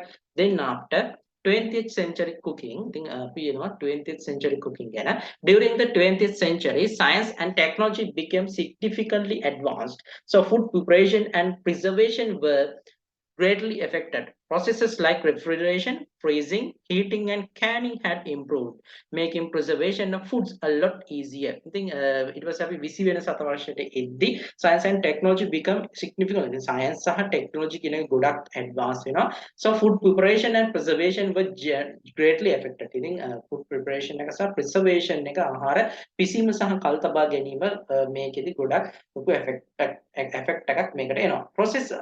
Processes like refrigerate කරන එක, it was a freeze කරන එක, heating and canning had improved, making preservation of foods a lot easier. The use of electricity in homes also started in this era, and it paved the way for the development, manufacture and use of electric kitchen appliances. The first electric range was introduced in 1914. The microwave was invented in 1947. Other kitchen gadgets like mixers, waffle irons, coffee makers, blenders emerged during this century. ඉතින් මේ කාලේ වෙනකොට තමයි මේ දේවල් 1947 වගේ කාලේ වෙනකොට තමයි ගෙවල් වල ඉතින් electric kitchen appliances අගොල්ලෝ ගොඩක් වෙලාවට use කරනවා. ඒ වගේම ඒවා manufacture කරනවා. Then after I think microwave oven එකත් invent වෙනවා 1947 වෙනකොට. ඒ වගේම තමයි ඊට අමතරව kitchen gadgets සමහරක් වෙලාවට kitchen gadgets, mixers වගේ දේවල්, waffle iron, ඊට coffee makers, blenders වගේ දේවල් මේ කාලෙදි තමයි ඉතින් emerge වෙන්නේ, නැත්නම් invent වෙන්නේ. Food preparation had become a lot easier even for non-cooks because of the development of package mixers. ඉතින් දැන් සාමාන්‍යයෙන් food preparation කියන එක ඊ දවස්වල නම් හොඳ talent එකක්, skill එකක් තියෙන කෙනෙක්ට තමයි කරන්න පුළුවන්. මම කියන්නේ සාමාන්‍ය not like normal cooking but like professional cooking. But when it comes to the invention of the development of package mixers කියලා mixer වර්ග ඊට පස්සේ සමහර කල pre cook වගේ දේවල්, pre cook items වගේ එද්දි ඕනම කෙනෙක්ට මේ cooking එහෙම නැත්නම් cookery කියන එක ඉතාමත්ම ලේසියෙන් handle කරන්න පුළුවන්. Ready to cook mixers for baked goods like pancakes, cookies and cakes, instant coffee mixtures and chocolate, as well as easy mix sauce like gravy and curry become very popular. ඉතින් ඒ කාලේ වෙනකොට සාමාන්‍යයෙන් අපි ready to cook mixtures මේ කාලේදී ගොඩක් popular වෙනවා. The American cuisine largely evolved and developed during this era. American cuisine එක මේ කාලේ තමයි ගොඩක් evolve සහ develop වෙන්නේ. In 1931, a perpetual best selling cookbook entitled but the Joy of Cooking by Irma Stark Romboer was published. I think මෙන්න මේ book එක මේ Joy of Cooking කියන මෙන්න මේ book එක Irma S Romboer කියන එක්කෙනා and Marian Rombower Becker ඒගොල්ලෝ තමයි මේ පොත ලියලා තියෙන්නේ, all purpose cook book එකක්. ඒ book එක ගොඩක් ජනප්‍රිය book එකක් when we are talking about the cooking. ඒක cookery වලින් කතා කරන්න තියෙන ප්‍රධාන book එකක්. මේක ඒ කාලේ තමයි publish වෙන්නේ. The cookbook, which celebrity chef Julia Child considers as a fundamental resource for any American cook, is a comprehensive compilation of classic American and European recipes with detailed discussion of every aspect of food preparation and clear explanations of culinary techniques. I think මේ Julia Child කියන the way to cook කියන එයාගේ මේ book එකත් ඒ කාලේ වෙනකොට නෙවෙයි, ඒකේ ගොඩක් American and European recipes තමයි මේකෙදි අන්තර්ගත වෙලා තියෙන්නේ, and it was with a very detailed descriptions. ඉතින් ඒ වගේ තමයි culinary techniques, preparation වගේ දේවල් ගොඩක් මේ පොතේදී එයා introduce කරලා තියෙනවා. Then after 25th century cooking ගැන අපි කතා කරනවා 21 වෙනි සියවසේ ආහාර පිසීම ගැන අපි කතා කරනවා. When we are talking about the 21st century cooking, current trends have several characteristics that make them very distinguishable compared to other types. On the one hand, a movement has appeared that advocates the return to a healthy diet. Obesity has become a problem in the advanced societies, and more products are appearing that seek food balance. I think 21st century එක වෙනකොට අපි දැන් කතා කරන මේ food characteristics ඒ වගේ මේ trends ගැන තමයි අපි කතා කරන්නේ. ඉතින් මේකෙදි ඇත්තටම කලින් තිබ්බ food trends සහ ඒ තියෙන distinguishable food items එක්ක ලොකු වෙනසක් මේ කාලේදී වෙනකොට එනවා. On the one hand, a movement has appeared that advocates the return to a healthy diet. ඉතින් මේ කාලේ වෙනකොට ඇත්තටම දැන් අපි ආහාර අපි ෆුඩ් කුකර් එහෙම ෆුඩ් ප්‍රිපරේෂන් ඩෙවලොප් කරගෙන ඇවිල්ලා ඊට පස්සේ අපි දැන් ආයෙත් පොඩ්ඩක් රිටර්න් වෙන හෙල්දි ඩයට් එකක් පැත්තට 21 වෙනි සියවස වෙනකොට හෙල්දි ඩයට් එකක් පැත්තට කන්සර්න් වෙනවා. මොකද ඔබේසිටි කියන එක නැත්නම් අදිස්තුලතාවය හරි එහෙම නැත්නම් අධික තරබාරුව කියන එක මේ ඇඩ්වාන්ස් සොසයිටිස් වල ප්‍රධාන ප්‍රොබ්ලම් එකක් විදිහට එනවා. ඉතින් ඒකත් එක්ක ඒගොල්ලෝ බැලන්ස් ෆුඩ් එක නැත්නම් ෆුඩ් බැලන්ස් එක ආහාරවල තියෙන සමබරතාවය කියන දේ ගැන ලොකු සැලකිල්ලක් දක්වන්නට පටන් ගන්නවා. Globalization has caused food to be found from any part of the world in many cities. Foods such as Japanese, Mexican or Indian can be tasted all over the planet with more or less quality. ඉතින් globalization එකත් එක්ක ගෝලීයකරණයත් එක්ක අපිට දැන් ඕනම cuisine එකකට අයිති වෙන ඕනම cuisine එක foods අපිට ලෝකේ ඕනම තැනක කියන්නේ දැන් උදාහරණයක් විදිහට අපිට Japanese cuisine එකට අදාළ ආහාර කන්න ජපානටම යන්න ඕනේ නැහැ. ලංකාවේ වුණ කොටට ගිහිල්ලත් අපිට restaurant එකකින් හොඳ Japanese cuisine එකට අදාළ කෑමක් කන්න පුළුවන්. But it depends the quality. ඉතින් ඒ වුණාට ඒක quality එකට සමහර කල quality එක වෙනස් වෙන්න පුළුවන්. More or less quality may be there. Finally, there is also a sector of gastronomy professionals that has sought to experiment with new flavors and techniques, from the use of liquid nitrogen to little known ingredients such as some small marine algae. ඉතින් මේ marine algae හරිද ඒ කියන්නේ මේ මුහුදු පළෑටි වගේ දේවල් algae වගේ දේවලුත් දැන් අපි ආහාරයට ගන්නවා. ඉතින් ඒවා මේ liquid nitrogen භාවිතා කරනවා. ඉතින් අපි ඒ වගේම මේ algae වගේ liquid nitrogen use කළත් අපි flavor and අලුත් techniques use කරනවා. ඉතින් මේවා ගොඩක් වෙලාවට මේ experimental කරලා experiments කරලා තමයි හොඳ gastronomy professionals ලා develop කරපු ක්‍රම. It can be said that today there is an authentic golden age in this field, with many chefs raised to the category of popular stars and multiple cooking shows on television. I think දැන් ගොඩක් වෙලාවට authentic golden age එක තමයි දැන් ඇවිල්ලා කියනවා කියන්නේ මේකෙල්ල මේ authentic golden age එක තමයි දැන් යනවා කියලා කියන්නේ මේ food කලාවේදී ඒ වගේම තමයි මේ කාලේදී ගොඩක් categories වලට අයිති chefලා ඒ වගේම stars ඒගොල්ලෝ star graded කරපු chefලා ඉන්නවා ඒ වගේම තමයි ගොඩක් cooking shows අපිට මේ වෙනකොට television වල බලා ගන්නට පුළුවන්. It was happy, then after we are coming to another one new area of this presentation. May presentation look at the classification of cuisines. Me ahara, me kalawan, me art, api classify කරනවා දැන් ඉතින් ඒකට මේක අපි ඉස්සෙල්ලාම කතා history එක කතා කරා ඊට පස්සේ ඒකට අපි professional cookery වලට base වෙන එහෙම නැත්නම් ඒක pioneers ලා ගැන අපි කතා කරා. Then now we are going to talk about the classification of the cuisines. Any national cuisine can be classified according to this method of identifying its different components. The classification of all national cuisines is as follows. I think අපිට මේ ලෝකයේ තියෙන සියලුම cuisines වර්ග එක එක ජාතියේ තියෙන cuisines වර්ග අපිට මේ නැත්තම් මේ art of cooking arts අපිට වෙනස් අපිට categorize කරන්න පුළුවන් මෙන්න මේ කතා කරලා මේ cuisines අනුව. ඉතින් ඒ cuisines වලට අර අපි කතා කරපු ඕනම cuisine එකක් අපිට national cuisine එකක් මේ cuisines හතරට මෙතන තියෙන කතා කරන cuisines ටිකට තමයි අපිට දාන්නට තියෙන්නේ. ඉතින් ඒකෙදි කතා කරද්දී අපිට cuisines හම්බෙනවා පහක් හම්බෙනවා cuisines වර්ග classifications. We can find or we can identify 4 kinds of cuisines that all the cuisines in the world can be classified into these 5.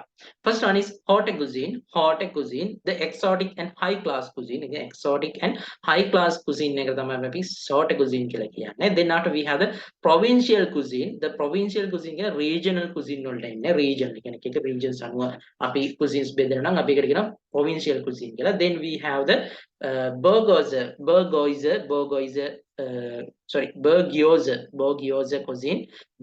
cuisine ඒක අපි කියනවා middle class cuisine කියලා කියනවා. Then after we have the nouvelle cuisine, modern or new cuisine කියලා කියනවා. nouvelle cuisine, new, modern or new cuisine. Then we have the cuisine fusion. The cuisine fusion එක අපි කියනවා fusion cuisine කියලා කියනවා. fusion cuisine කියලා කියන එක දේවල් fuse කරලා හදන cuisine එකක්. ඉතින් අපි බලමු ඇත්තටම මොකද්ද මේ දේවල් ටික අපි detail බලමු. මොකද්ද haute cuisine කියන්නේ, මොකද්ද provincial cuisine කියන්නේ, මොකද්ද bourgeois cuisine කියලා කියන්නේ. ඊට පස්සේ bourgeois cuisine කියලා කියන්නේ. ඊට පස්සේ අපි nouvelle cuisine කියන්නේ මොකද්ද, cuisine fusion කියන්නේ මොකද්ද කියන එක අපි බලමු in detail. Now we have the haute cuisine. Haute cuisine is a French term that literally translates as high class cuisine. It is also called grand cuisine. Grand cuisine නැත්නම් grande cuisine කියලා කියනවා. grande cuisine කියලා කියනවා මේකට අපි high class cooking එකක්.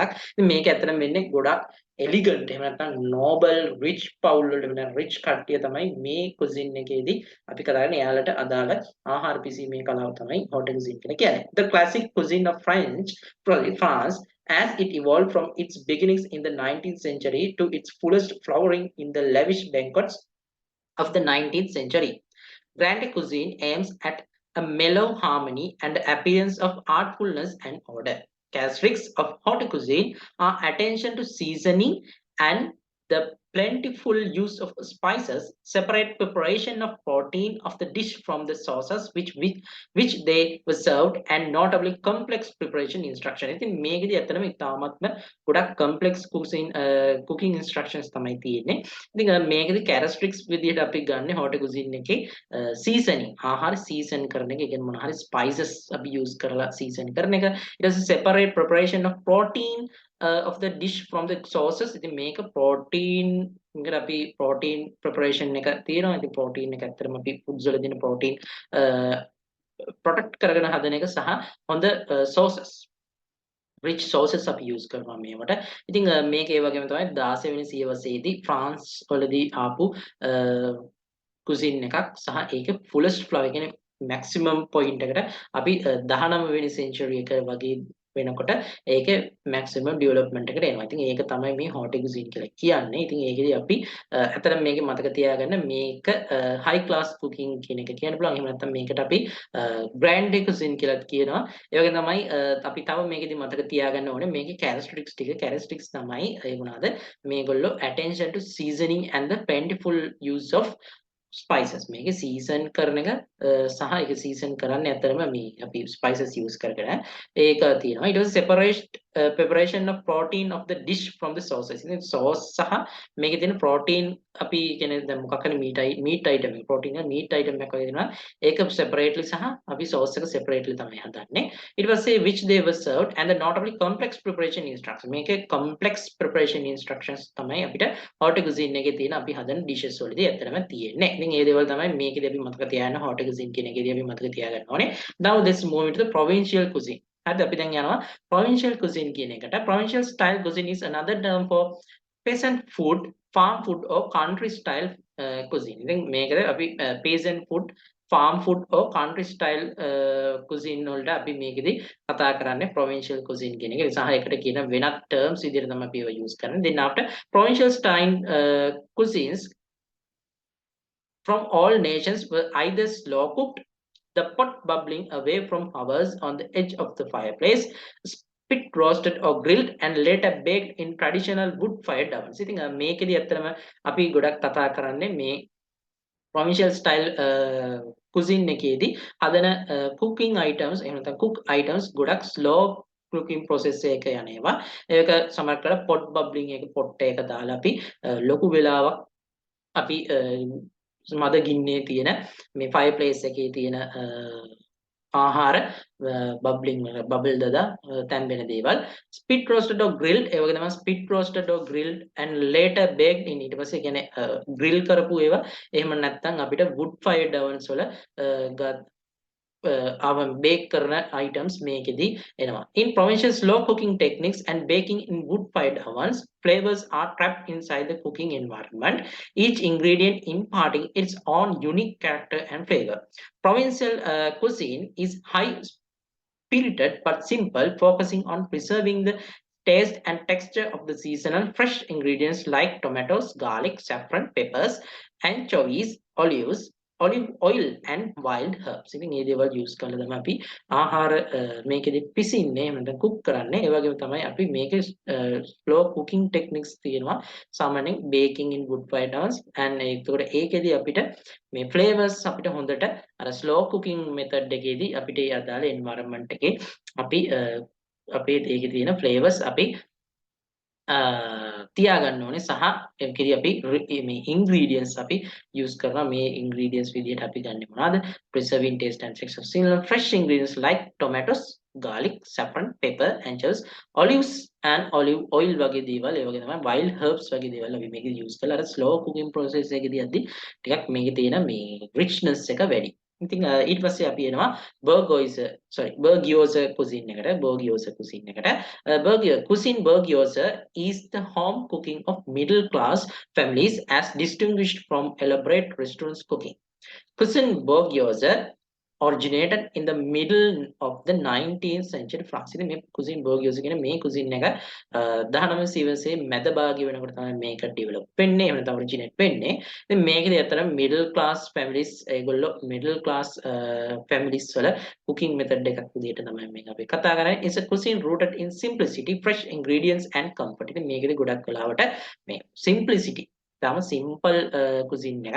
ඒ වගේම fresh ingredients අපි use කරනවා සහ comfort කියන එක බලන්න. Above all else, it is a cuisine to share. මේක share කරන්න පුළුවන් අපිට හරි ලේසි cuisine එකක්. Cuisine Bergioza is women's cooking and extolled in classic literary works. It is a cuisine epitomized by Les Messer de Lyon, the celebrated female chef of Lyon during the 19th and early 20th centuries. It is a cuisine which honors the ritual of the table in the tradition of mothers and grandmothers. It is a cuisine to savor rather than admire or elevate. Cuisine Bergioza is simply happiness on a plate. ඉතින් මේකල මේ සාමාන්‍ය මැද නැත්නම් මධ්‍ය ආදායම නැත්නම් මේ සාමාන්‍ය මොනවද මිඩල් ක්ලාස් කට්ටිය තමයි මේක කතා කරන්නේ.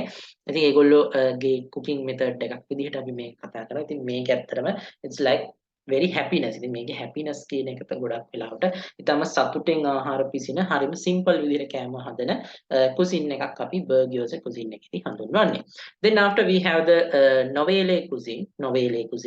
කප්ටිය මේක Novelle cuisine කියලා කියනවා. ඉතින් මේ terms වල French terms ඒකින්ද ඔයාලා මේක සමහරවිට ඔයාලා pronounce කරන්න අමාරු වෙන්න පුළුවන්.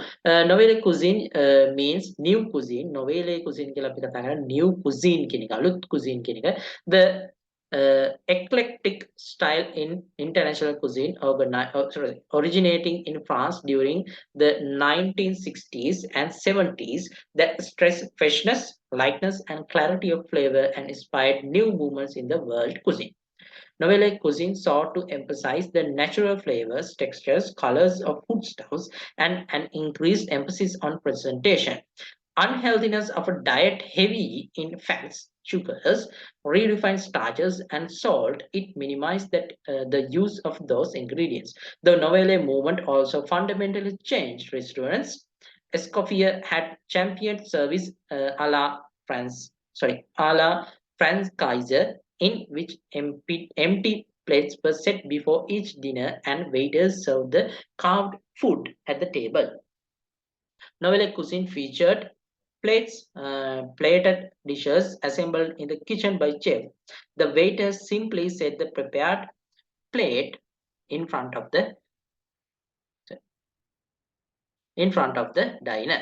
හරිද? ඉතින් මේකෙදී අපි ඇත්තටම කතා කරන්නේ මේ Nouvelle cuisine එකේදී අපි කතා කරන්නේ අලුත්ම මේක ඇවිල්ලා new cuisine එකක් කියන එක අපි මේකෙදී කතා කරනවා.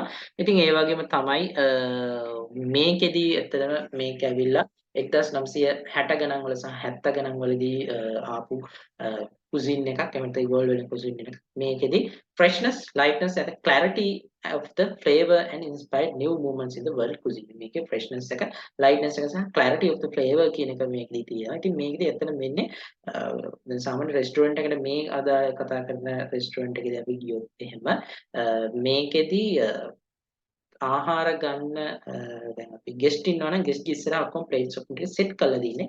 ඊට පස්සේ සාමාන්‍යයෙන් simply set prepared ඊට පස්සේ ගෙස්ට් ගේ ඉස්සරහට කෑම එක තියෙනවා අපේ ඉන්න සර්වර්ස්ලා ඇවිල්ලා මේ හරි සරල විදිහට තමයි කෑම මේකෙදි හදන්නේ. ඉතින් ඒ සරල විදිහට හදපු කෑම එක ගෙස්ට් ඉස්සරහට prepare කරලා තියෙන ඔක්කොම සෙට් කරලා දින සම්පූර්ණ ටේබල් එක. ඒ ටේබල් එකෙන් ආහාර පිළිගන්වනවා ඒ ටේබල් එකේදී. ඉතින් ඒ වගේම තමයි මේකේ unhealthiness of the diet, heavy in fats, sugars, refined starches and salt, it minimize the use of those ingredients. මේකේ තියෙන ඇත්තට මේකේදී අපි ගොඩක් වෙලාවට fat, sugars ඒ වගේම refined starch වගේ දේවල් use කරන එක සහ salt අපි ගොඩක් අඩුවෙන් use කළා තමයි මේ food dishes හදලා තියෙන්නේ. Then after we are coming to the fusion cuisine, අපි cuisine අන්තිම cuisine එක ගැන කතා කරන්නේ fusion cuisine. What started as Nouvelle cuisine has become one branch of what is called New International Cuisine. That trend includes various innovative approaches to Asian cooking or so-called fusion cuisine, which melds Asian spices and techniques within a Western Nouvelle-inspired backdrop. Modern fusion cuisine is usually traced back to the 1980s when chefs like Roy Yamaguchi and Wolfgang Puck began to internationally combine flavors from different cultures. ඉතින් fusion කියලා කියද්දි ඔයාලට ඒකෙන්ම වචනෙන්ම තේරුම් ගන්න පුළුවන් මේකෙදි කරන්නේ එක එක cuisines වල තියෙන දේවල් fuse කරන එක. දැන් අය කියන්නේ උදාහරණයක් විදිහට ගත්තොත් එම Asian cooking වලදී අපි ගොඩක් herbs වර්ග පාවිච්චි කරනවා. ඉතින් ඒ herbs වර්ග use කරගෙන අපිට පුළුවන් western cooking method එකක් එක්ක මේක combine කරලා අපිට food dish එකක් හදන්න. ඉතින් ඒක තමයි මේකෙදි වෙන්නේ. ඉතින් මේකෙදි ප්‍රධාන වශයෙන් අපි කතා කරන මේක pioneering chefලා විදිහට අපි කතා කරනවා රොයි යමුගුචි සහ වොල්ෆැන්ග් පක් කියන කට්ටිය තමයි අපි මේකෙදි කතා කරන්නේ. ඒගොල්ලෝ තමයි මේකේ pioneers විදිහට අපි කතා කරන්නේ. Fusion cuisine blends the culinary traditions of two or more nations to create innovative and sometimes quite interesting dishes. In other words, blending of Western laws of cooking with exotic and spicy nuances of Eastern foods. Example: tandoori chicken burgers, chicken wonton tacos, Mexican raviolis, Korean potato salad, Japanese fusion guacamole කියන දේවල්. ඉතින් ඒ වගේ කෑම වර්ග ඉතින් මේ fusion cuisine එකට අයිති වෙනවා. Then after we are talking about the aims and objectives of cooking, අපි ඊට පස්සේ කතා කරනවා cooking වල තියෙන aims and objectives. ඇයි අපි ආහාර cook කරන්නේ? මොකක්ද ඒකේ තියෙන අරමුණ කියන එක තමයි අපි මෙතනින් කතා කරන්නේ. Cooking is the application of heat to food for the purpose of making it more digestible, safer to eat, more palatable and change its appearance. To cook food, heat must be introduced. In the cooking process, the heat breaks down the cellulose in the plant, softens some of the connective tissues in the meat, changes and blends flavors with the food and destroys bacteria, make food more acceptable human beings and their digestive system. ඉතින් cooking කියන එකේදී අපිට අනිවාර්යයෙන්ම heat එක අවශ්‍ය වෙනවා. ඉතින් අපි ඒකදී කරන්නේ heat එක use කරගෙන අපි more digestible, safer to eat and more palatable and it's ඒ වගේම තමයි ඒකේ appearance එක change කරන එක තමයි අපි මේ cooking එකේදී කරන්නේ food වල තියෙන. To cook food, heat must be introduced. අපි ආහාර cook කරන නම් heat එක නැත්නම් උෂ්ණත්වය අපිට දෙන්න අවශ්‍ය කරනවා. In the cooking process, the heat breaks down the cellulose in the cellulose structure. plant වල තියෙන cellulose structure එක වෙනස් වෙනවා heat එක නිසා. ඊට පස්සේ අපි කතා කරලා connective tissues මේ meat වල තියෙන connective tissues break down කරන්න පුළුවන් වෙනවා අපිට. එහෙම නැත්නම් ඒක soft කරන්න පුළුවන්. ඊට පස්සේ changes and blends flavors with some food and ඉතින් අපිට within the ආහාර වල තියෙන මේ flavors අපිට change කරන්න පුළුවන්. එහෙම නැත්නම් එක එක ආහාරවල තියෙන flavors අපිට එකතු කරන්න පුළුවන්. ඒ වගේම තමයි ආහාරවල තියෙන bacteria අපිට destroy කරන්න පුළුවන්. ඒ වගේම make food more acceptable to human beings. Human beings එහෙම නැත්නම් මානවයාට food ගොඩක් acceptable විදිහට අපිට present කරන්න පුළුවන්. ඒකට acceptable එක වැඩි කරන්න පුළුවන්. And their digestive system. ඉතින් මිනිසුන්ට සහ ඒගොල්ලන්ගේ digestive system එකට food can be made more acceptable. Then after the aims and objectives of the cooking food, food cooking වල දෙන aims and objectives. First one is cooking increases palatability. අර උද කතා කරපු තමයි. ඉතින් අපිට ගොඩක් ආහාර වලින් sorry cooking එකෙන් cook කරද්දී ආහාර cook කරද්දී අපිට ඒකේ palatability එක increase කරන්න පුළුවන්. Cooking places the eye and it's receptive to the uh, palate and helps to stimulate the digestive juices thereby creating an appetite. ඉතින් අපිට මේ ආහාර palatability එක හොඳ අර අපේ ඇහැට ඒක ප්‍රියමනාප විදිහට අපිට ආහාර පිළිගන්නවට පුළුවන් cooking වලින්. Then after cooking helps to provide a balanced meal. අපිට ආහාරවල තියෙන සමබරතාවය රැක ගන්න පුළුවන්. එහෙම නැත්නම් සමබරතාවය අපිට වැඩි දියුණු කර ගන්න පුළුවන්. සමබරතාවය පිළිගන්නට පුළුවන් ආහාර cook කරන එකෙන් the different ingredients combined together in one dish make it easier to provide a balanced meal. අපිට එක එක ingredients use කරලා balanced meal එකක් අපිට හදන්න පුළුවන් dish එකේ. Cooking sterilizes the food partially. Cooked food can be stored for a long time and it prevents food poisoning and diseases when stored properly. ඉතින් අපි ආහාර පිසීම තුලින් අපිට මේ ආහාර ස්ටෙරිලයිස් කරන්න පුළුවන් යම් තාක් දුරකට. ඒ වගේම තමයි අපිට cook food සාමාන්‍ය නිකන් normal cam වලට වඩා කියන්නේ අපි food in a raw state එකට වඩා cook food අපිට කල් තියා ගන්නට පුළුවන් අපි නියම විදිහට ඒවා store කරොත්.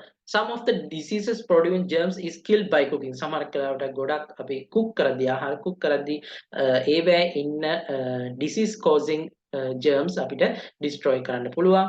They are killed because of high temperature during the cooking. ඉතින් අපි high temperature එකක් දුන්නොත් එහෙම මේ ඉන්න germs එහෙම නැත්නම් bacteria අපිට destroy කරන්න පුළුවන්. A temperature of 600 Celsius applied over 30 or more minutes kill most of the pathogenic germs. ඉතින් සෙල්සියස් අංශක 600 ක වගේ හොඳ අපිට උෂ්ණත්වයක් සාමාන්‍යයෙන් මිනිත්තු 30ක් වගේ කාලයක ලබා දීම තුලින් අපිට pathogenic germs අපිට destroy කරන්න පුළුවන්. Then after fourth one, cooking retains as far as possible the nutritive and flavoring ingredients. The flavor depends upon the amount of kind of extractive present and the acid developed. Nutritive value is enhanced if the fat proportion in the food meat is more. While cooking, the nutrition could be preserved by using cooking liquor. අපිට ඉතින් ගොඩක් වෙලාවට මේ nutrition value එක අපිට develop කරගන්න පුළුවන් ඒවා flourish කරගන්න පුළුවන් cooking වලින්. Then after cooking gives a variety to the menu as one food item could be cooked in various ways and given in different textures. Example, mutton in a soup, roast joint, croquettes, stews, keema, kebabs, etc.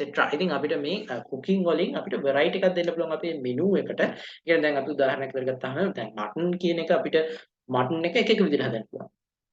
සාමාන්‍යයෙන් අපිට Steve එකක් දාන්න පුළුවන්, kebab එකක් දාන්න පුළුවන්, එහෙම නැත්නම් සුප් එකක් දාන්න පුළුවන්, එහෙම නැත්නම් මටන් රෝස්ට් කරන්න පුළුවන්. අන්න ඒ වගේ අපිට variety එකක් දෙන්න පුළුවන්. Different methods of cooking when used make the menu interesting and enhance variety. It is therefore easy to plan a balanced diet. මේ තුලින් අපිට balanced diet එකකට යන්න පුළුවන්. Cooking preserves food for a longer time. Cooking අපිට food අපිට ලොකු කාලයකට preserve කරගන්න පුළුවන්. The high temperature destroys bacteria and limits spoilage. ලොකු heat එකක් දුන්නොත් එහෙම අපිට bacteria destroy කරන්න සහ මේ ආහාර spoil වීමේ වේගය එහෙම නැත්නම් ඒක යම්කිසි limit එකක් දාන්න පුළුවන්. It is economical as the cooked leftovers could be utilized and new dishes could be prepared. ඉතින් අපිට leftovers වලින් එහෙම නැත්නම් ආහාර හදද්දී එකෙක් වෙන leftovers අපතේ අපි අයින් කරන දේවල් වලින් අපිට තවත් මොකක් හරි cooking method එකක් use කරලා එහෙම නැත්නම් වෙන මොන හරි ingredients ටිකක් චුට්ටක් use කරලා අපිට economically මේ benefit එකක් ඒකෙන් අපිට ගන්න පුළුවන්. Then after we are talking about the advantages of cooking, when talking about the advantages of cooking, these are the advantages.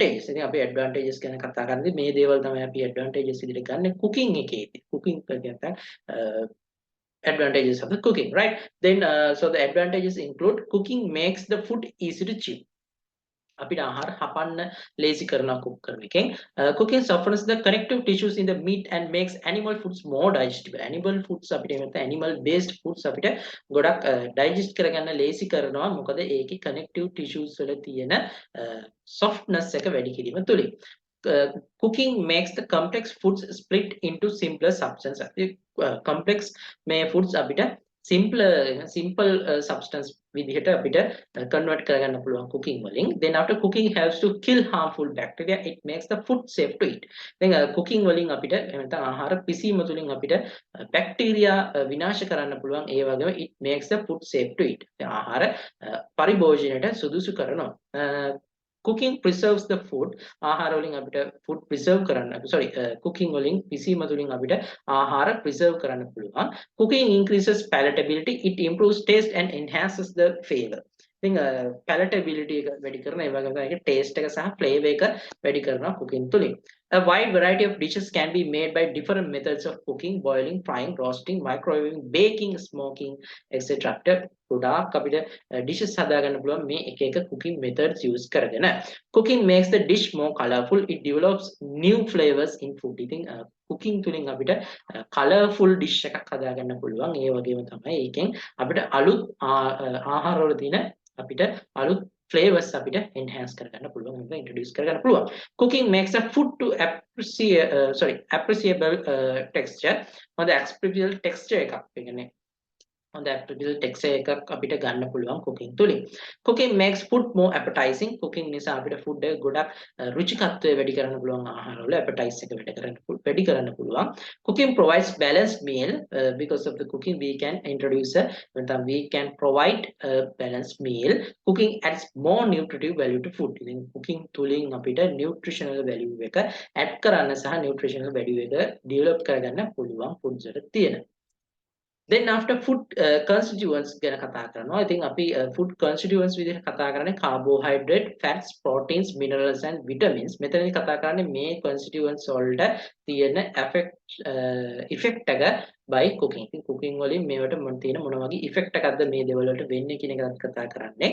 First one is carbohydrate. Now let's discuss about what kind of effect is on cooking to the carbohydrates.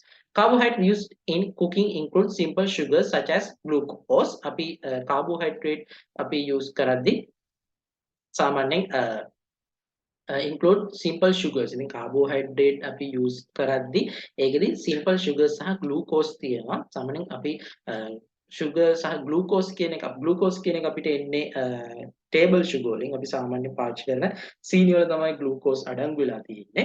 And fructose කියන එක මේ ඇවිල්ලා මේ sugar වල අපි කතා කරන එක මේ forms sugar කතා කරන forms තමයි මේ fructose, galactose, maltose ඒ වගේ ඒවා අපි කතා කරද්දී මේ හම්බෙන sugar bases තමයි මේවා.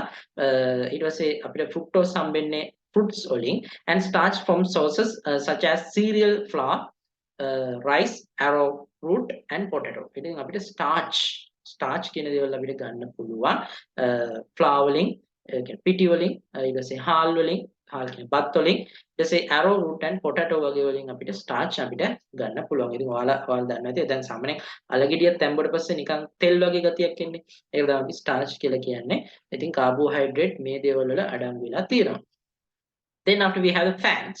Fats and oils come from both animal and plant sources. අපිට fats සහ oils animal සහ plant sources වලින් අපිට ගන්න පුළුවන්. මොනවද ගන්න? එළවලු තෙල් සහ සත්ව තෙල් කියලා වලහලා තියෙනවා. ඉතින් ඒ තමයි අපි ගන්න fats and oils විදිහට ගන්න. In cooking, fats provide taste and textures. අපිට තෙල් වලින් පුළුවන් texture එක සහ taste එක වෙනස් කරගන්න එහෙම නැත්නම් add කරගන්න පුළුවන් fats වලින්. When used as principal cooking medium rather than water, they also allow cook access to a wide range of cooking temperatures. ඉතින් අපි මේක principal cooking medium එකක් විදිහට. ඒ කියන්නේ ජලය දාන්නේ නැතුව oil use කරගෙන අපිට දැන් අපි තෙලේ බෙද ගන්නවා වගේ. අන්න ඒ වගේ මේ අපිට use කරන්න පුළුවන් fats. ඉතින් ඒකෙන් අපිට ගොඩක් එක range වලට අපිට යන්න පුළුවන්. උෂ්ණත්වය අපිට වෙනස් කර මේ fats use කරලා අපිට ගන්න පුළුවන්. හරිද? ඉතින් ඊට පස්සේ common oil cooking techniques include sauteing. අපි oil cooking techniques විදිහට අපි ගන්නේ sauteing, stir fry, deep fry. ඊට පස්සේ commonly used fats and oils include butter, olive oil, sunflower oil, lard, beef fat, both dripping and tallow, rapeseed oil or canola and peanut oil. The inclusion of fats tends to add flavor to the cooked food. ඉතින් මේ දේවල් use කරගෙන අපිට මේ flavor එකක් cooked foods වලට හොඳ flavor එකක් දෙන්න පුළුවන්. ඉතින් මේ කලින් කතා කරපු මේ deep fry කියන්නේ මොනවාද? ඊට පස්සේ saute කියන්නේ මොකද? stir fry කියන්නේ මොනවාද? අන්න ඒ වගේ techniques ගැන අපි ඉදිරියේදී කතා කරනවා. මේ වීඩියෝ එකෙන් නෙමෙයි ඊළඟ වීඩියෝ එකකින් කතා කරනවා methods of cooking. නැත්නම් cooking methods ගැන තියෙන වීඩියෝ එකෙන් මම ඒ ගැන ඔයාලට කියන්නම්. ඒ පාඩමෙන් ඔයාලට කියන එක වෙනම පාඩමක් විදිහට තියෙනවා.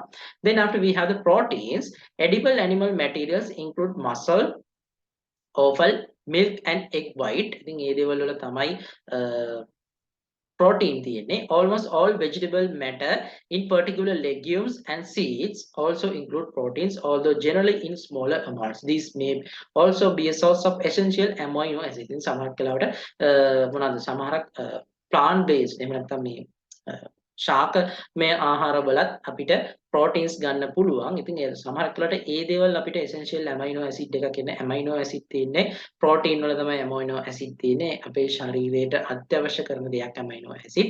සමහරක් amino acids තියෙන්නේ අපි ගන්න legumes සහ seeds වල පමණයි. ඒ වගේම තමයි සමහරක් amino acids තියෙන්නේ meat based foods වල විතරයි. ඉතින් ඒ කියන්නේ ඒතකොට ගත්තාම සාමාන්‍යයෙන් ඒ amino acid ශරීරයට ඉතාමත්ම අවශ්‍යයි. අපි ගන්න මස් වල කිරිබිත්තර වල තියෙන amino acid වර්ගයක් තියෙන එක අපේ ඇඟට අත්‍යවශ්‍ය අවශ්‍යයි. ඒ වගේ amino acids අපි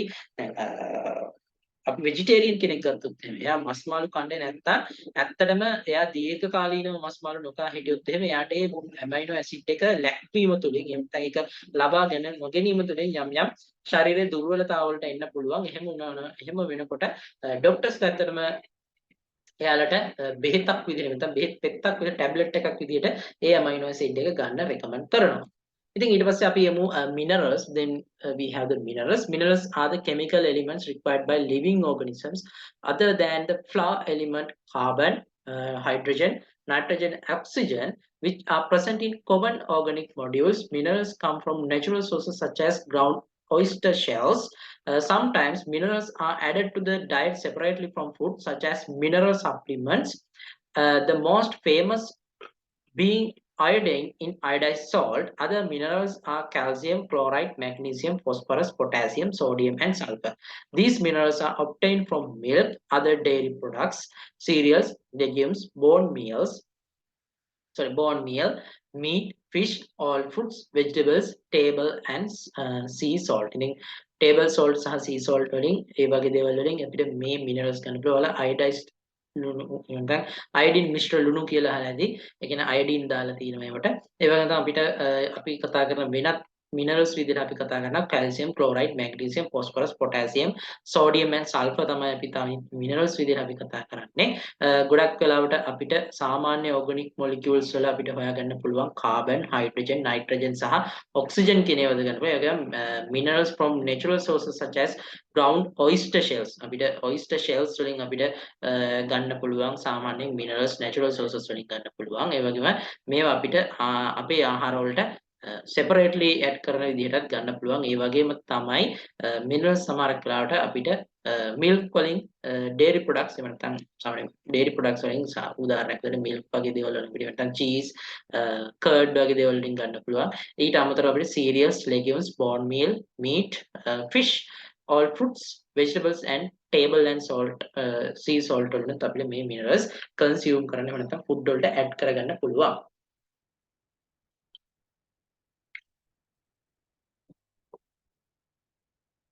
හරි ඊට පස්සේ අපි යනවා vitamins වලට. Then after we are considering about the vitamins. Vitamins are essential for the normal growth and development. Vitamins අපිට සාමාන්‍ය growth එකට සහ development එකට අවශ්‍ය වෙනවා. It is a key nutrient that the body needs in small amounts to grow and stay strong. අපිට minerals අතරම සාමාන්‍යයෙන් small amounts වලින් අවශ්‍ය වෙනවා අපි හොඳ growth එකක් සහ strongly අපිට ඉන්න නම්. Examples are vitamins A, C and E. ඉතින් A, C and E වලට අමතරව අපිට හම්බ වෙනවා D වගේ vitamins ඊපස්සේ එක vitamin B ඒ වගේ vitamins වර්ග අපිට vitamins හම්බ වෙනවා. Vitamins are found in many fruits and vegetables, especially green peppers, citrus, strawberries, tomatoes, broccoli, leafy greens, potatoes, animal foods such as liver and whole eggs and milk. I think all eggs and milk, some food, animal based foods. So, තියෙනවා මේ vitamins ඊට අමතරව ගොඩක් fruits සහ vegetables වල අපිට මේ vitamins අපිට fruits සහ vegetables consume කිරීම තුළින් අපිට මේ vitamins අපිට අපේ ඇඟට ගන්න පුළුවන්. Then after we are having the going to discuss about the effects of cooking. Cooking තුළින් මොනවාද එන effects කියන දේවල්. එතකොට දැන් අපි ඉස්සෙල්ලාම කතා කරන්නේ එක එක මේ food constituents ගැන. ඒ කියන්නේ carbohydrate ගැන කතා කරා, අපි ඊට පස්සේ minerals ගැන කතා කරා, ඊට පස්සේ අපි vitamins ගැන ඒ වගේ දේවල් කතා කරාට පස්සේ දැන් ඒ දේවල් වලට cooking කියන එහෙම නැත්නම් අපි ආහාර පිසීම තුලින් මේ දේවල් වලට මොකද්ද වෙන්නේ කියන එක අපි දැන් කතා කරනවා.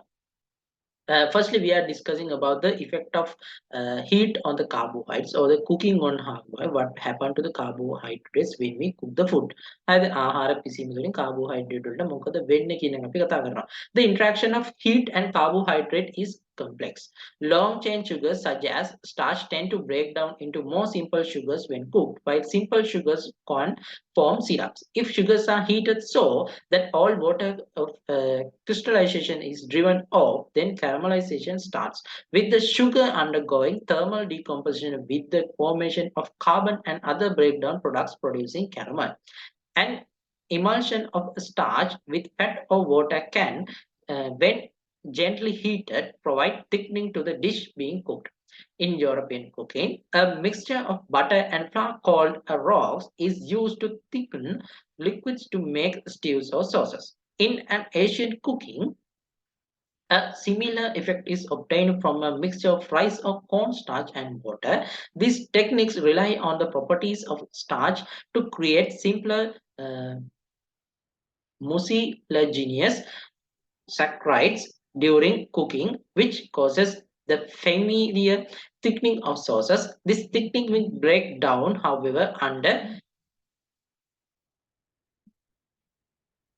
additional heat. ඉතින් අපි දැන් අපි කාබෝහයිඩ්‍රේට් ගැන කතා කරද්දී කාබෝහයිඩ්‍රේට් වල අපි කතා කරා ස්ටාර්ච් තියෙනවා ඊට පස්සේ කාබෝහයිඩ්‍රේට් වල මොනවාද sugars තියෙනවා. ඉතින් දැන් කතා කරන්නේ sugars ගැන කතා කරොත් එහෙම අපි කාබෝහයිඩ්‍රේට් වල තියෙන sugars අපි heat කිරීම තුලින් ඉස්සෙල්ලාම අපිට crystallization කියන එක ඇති වෙනවා sugars crystal වෙන්න ගන්නවා ඊට පස්සේ ඒක තව දුරටත් අපි heat කරන්න ගත්තට පස්සේ caramelize වෙනවා. ඉතින් caramelize වෙද්දි තමයි සාමාන්‍යයෙන් foods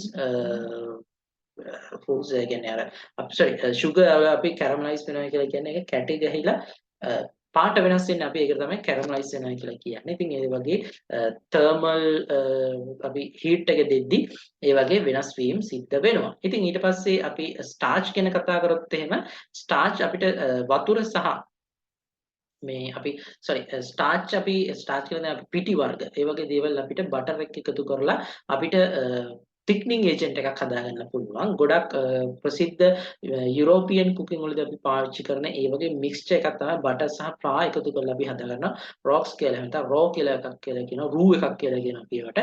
ඉතින් ඒ වගේ අපි ඒවා use කරනවා මේ thickening agent එකක් විදිහට. අපි stews සහ sauces අපි හදද්දී ඒ roux එක අපි use කරගන්න. ඉතින් ඒ වගේම අපිට මේ roux එකක් වගේම දෙයක් හදාගන්න පුළුවන් සාමාන්‍යයෙන් Asian cooking එකේදීත් අපි use කරනවා wheat flour නැත්නම් rice flour වලට අපි use මේ වතුරත් එක්ක එකතු කරලා අපි ඒ වගේ thickening agent එකක් අපි ඒ වේදිත් හදාගන්නවා Asian cooking එකේදීත් අපි හදා ගන්නවා. Then after we are talking about the action of heat on proteins. When proteins are heated, they become denatured, natured and change the texture. I think අපි heat protein heat කරද්දී ඇත්තට මෙතනදී වෙන්නේ ගොඩක් වෙලාවට සාමාන්‍ය heat එකේදී අපි protein වල තියෙන thickness එක නැත්නම් ඒකේ hardness එක texture එක අපි අඩු කරගන්නවා. ඒක නැත්නම් texture එක වෙනස් වෙනවා. එතකොට ඒකෙදි protein වල තියෙන අණු සැකැස්ම ඒකේ තියෙන molecular combination එක වෙනස් වෙලා tenderness එක අඩු වෙනවා protein වල තියෙන මේ අපි heat එක ලබා දීම තුලින්. Then after we are talking about the action of the heat on fats. Fat melts when it comes contact with the heat. Fat එකක් කියලා කියන අපි මේදය සාමාන්‍යයෙන් අපි melt කරගන්න පුළුවන් heat එකෙන් අපිට melt කරගන්න පුළුවන්. If heated to a very high degree for a long time, fats undergo partial decomposition and fatty acids and glycerol are produced. ඉතින් අපි ලොකු heat එකකට මේ fats අපි ලොකු heat එකකට දුන්නොත් එහෙනම් ලොකු heat එකක් fats වලට දුන්නොත් ඒකෙන් අපිට fatty acids සහ glycerol හදාගන්න එහෙම නැත්නම් glycerol හැදෙනවා. Glycerol further decomposes into caloin caroling which is an irritating compound to the digestive system. ඉතින් glycerol තවදුරටත් අපිට heat කරොත් එහෙම අපිට හදාගන්න පුළුවන් caroling into caroling which is an irritating compound to digestive system. digestive system එකට හොඳ නැති මේ එකක් compound එකක් තමයි ඒකෙන් හැදෙන්නේ. When fat heated for a long time at low temperature it thickens becoming gummy. ඉතින් fat අපි දිගු කාලයක් අඩු heat එකකට ලක් කරොත් එහෙම ඒක thickness එක වැඩි වෙනවා සහ ඒක gumminess එක එහෙම නැත්නම් පොඩ්ඩක් ඇලෙන සුළු ගතිය වැඩි වෙනවා. This condition is known as polymerization. Fat has reached this stage is no longer fit for use. ඉතින් මේ stage එකට ආපු fats අපිට ඇත්තටම පාවිච්චි කරන්න හොඳ නැහැ. ඉතින් ඒක තමයි කියන්නේ අපි දැන් සාමාන්‍යයෙන් අපි ආහාර අපි ගෙදර ආහාර පිසිද්දී ඔයගොල්ලෝ තෙල් මොනවා හරි භාවිතා කරලා තෙල් වලින් බැද ගන්නවා වෙන්න පුළුවන්. එතකොට ඔයාලා අහලා ඇති එහෙම ගොඩ කාලයක් අපිට පොල් තෙල් වගේ දේවල් යූස් කරන්න හොඳ නැහැ. මොකද මේ කියන தත්ත්වය පොල් තෙල් වල වුණත් ඇති වෙනවා දිගු කාලීනව පොල් තෙල් අපි එකම පොල් තෙල් එක අපි දිගටම පාවිච්චි කරමු. Then after action of heat on minerals වලට මොකද වෙන්නේ අපි heat එක use කරද්දී there is no appreciable loss of minerals due to cooking. Minerals are made more readily available by cooking. ඉතින් ගොඩක් වෙලාවට අපිට minerals වලට ලොකු loss එකක් there is no appreciable loss of minerals due to cooking. ඉතින් minerals වලදී ලොකු වෙනස්කමක් වෙන්නේ නැහැ අපි heat එකට ලක් වීම තුළින්. මොකද minerals කියලා කියන්නේ ඇත්තටම compound එකක්. ඒකෙන් ලොකු effect එකක් වෙන්නේ නැහැ cooking තුළින් minerals වලට. Some minerals are made more readily available by cooking. ඉතින් අපිට ගොඩක් වෙලාවට දැන් minerals අපි කියන්නේ එක එක දේවල් දැන් අපි ආහාර පිසිද්දී use කරනවනේ එක එක minerals. ඒ කියන්නේ අපි උදාහරණයක් විදිහට iodide මේ salt use කරනවා. ඒ කියන්නේ අපි ඒ වගේ එක එක ingredients use කරලා food වල තියෙන minerals content එක අපි වැඩි කරන්න පුළුවන් අපිට මේ cooking තුලින්. Then after action of heat on vitamins වලට මොකද වෙන්නේ කියන එක අපිට මේ කතා කරන්නේ heat එක දීම තුලින් there is some unavoidable loss of vitamins during cooking. ඉතින් ඇත්තටම vitamins ගැන කතා කරද්දී vitamin කියලා කියන්නේ heat එකට ගොඩක් sensitive දෙයක්. මොකද heat එක තුලින් අපිට ගොඩක් vitamins විනාශ වෙන්න පුළුවන් අපි ආහාර පිසීමේදී. The loss is considerable in respect of thiamine and vitamin C. Vitamin A and D are not destroyed by ordinary methods of cooking. Vitamin A සහ D කියන දේවල් සාමාන්‍යයෙන් අපිට normal cooking methods වල destroy වෙන්නේ නැහැ. But vitamin C සහ thiamine කියන දේවල් අපිට vitamin thiamine වගේ දේවල් අපිට විනාශ වීමේ ලොකු ප්‍රවණතාවයක් තියෙනවා heat එක තුලින්. Vitamin B may be destroyed during cooking if cooked at high temperature. Vitamin B කියන දේ අපි vitamin B වගේ දේවල් ඉතාමත්ම ලොකු heat එකක් high temperature එකකට අපි cook කරොත් එහෙම vitamin B විනාශ වීමේ හැකියාවක් තියෙනවා. The use of baking soda in cooking causes further destruction of vitamins. ඉතින් cooking soda වගේ baking soda අපි use කරොත් එහෙම අපිට vitamins තව දුරටත් අපිට විනාශ වීමේ හැකියාවක් තියෙනවා. Then after we are talking about the effects of cooking on different types of ingredients. Cooking තුලින් අපිට එක එක ingredients වලට මොකද වෙන්නේ කියන එක අපි කතා කරනවා. In there first we discuss about the effect of cooking on cereals as an ingredient. Cereals අපි ingredient එකක් විදිහට use කරනවා නම් ඒකට වෙන effect එක තමයි කතා කරන්නේ. Rice is washed before cooking. අපි rice සාමාන්‍යයෙන් wash කරන්න ඕනේ අනිවාර්යෙන්ම අපි cook කරන්න කලින්. Excessive washing removes water soluble vitamins and minerals. ඉතින් අපි ඕනකට වඩා හාල් හේදුවොත් එහෙම ඒකෙන් අපිට මේ water soluble කියන්නේ ජලයට මුහු වෙන vitamins සහ minerals ඉක්මනට ඒවා remove වෙලා යනවා. The proactive of cooking rice in large quantities of water and draining away the excess of water at the end cooking leads to further loss of B group vitamins and minerals. ඉතින් අපි ලොකු වතුරක සමහර හාල් පොට්ටක් අපි ලොකු ගොඩාක් වතුර දාලා හේදුවොත් ඒ වගේම ඊට පස්සේ අපි අන්තිමට ඒ වතුර ටික අයින් කරනවානේ. ඉතින් ඒ තුලින් අපිට B group vitamins and minerals අපිට මේ එකෙන් නැති වෙනවා. Rice therefore must be cooked with just enough water so that all the water is absorbed at the end of cooking. This is usually 2.5 times of the volume of rice. ඉතින් හාල් වල වගේ දෙගුණයක් හෝ දෙකක් දෙක මාර්ක් වගේ ප්‍රමාණයක් අපි යූස් කරලා වතුර යූස් කරලා කුක් මේ රයිස් කුක් කරනවා නම් ඒකෙන් අපිට ආයි අර අපි ඒ කියන්නේ වතුර යූස් කරපු වතුරට දිය වෙච්ච මිනරල්ස් ආයි හාල් වලට උරා ගන්නවා කියන්නේ වතුර සම්පූර්ණයෙන්ම වාෂ්ප වෙලා නැත්නම් හාල් වලට ආයි උරාගෙන ඉවර වෙනවා. එතකොට ඒ තුලින් අපිට විටමින්ස් අපිට ආයි එහෙම නැත්නම් මේ මිනරල්ස් ආයි හාල් වලට ඇඩ් කරගන්න පුළුවන්. All cereals example water flour absorb water and during cooking the starch granules swell up and burst. This renders the digestion of starch rapid and complete. ඉතින් සීරියල් අපි වතුර යූස් කරන කුක් කරද්දී ඒකට වතුර ඇබ්සෝබ් වෙනවා start granules swell up and burst. එතකොට අපිට අර මේ බර්ස්ට් වෙනවා. ඔයාලට දැනෙන පේන වගේ වෙලා ඇට පුපුරන්නේ. ඒ වතුර මෙයා වෙලා වතුරේකට ඇඩ් වෙලා එයා හීට් එක කුක් වෙද්දි තමයි එහෙම වෙන්නේ. This renders the digestion of starch rapid and complete. මේකෙන් අපිට starch සහ starch වගේ දේවල් අපිට හොඳට digest කරගන්න පුළුවන් වෙනවා.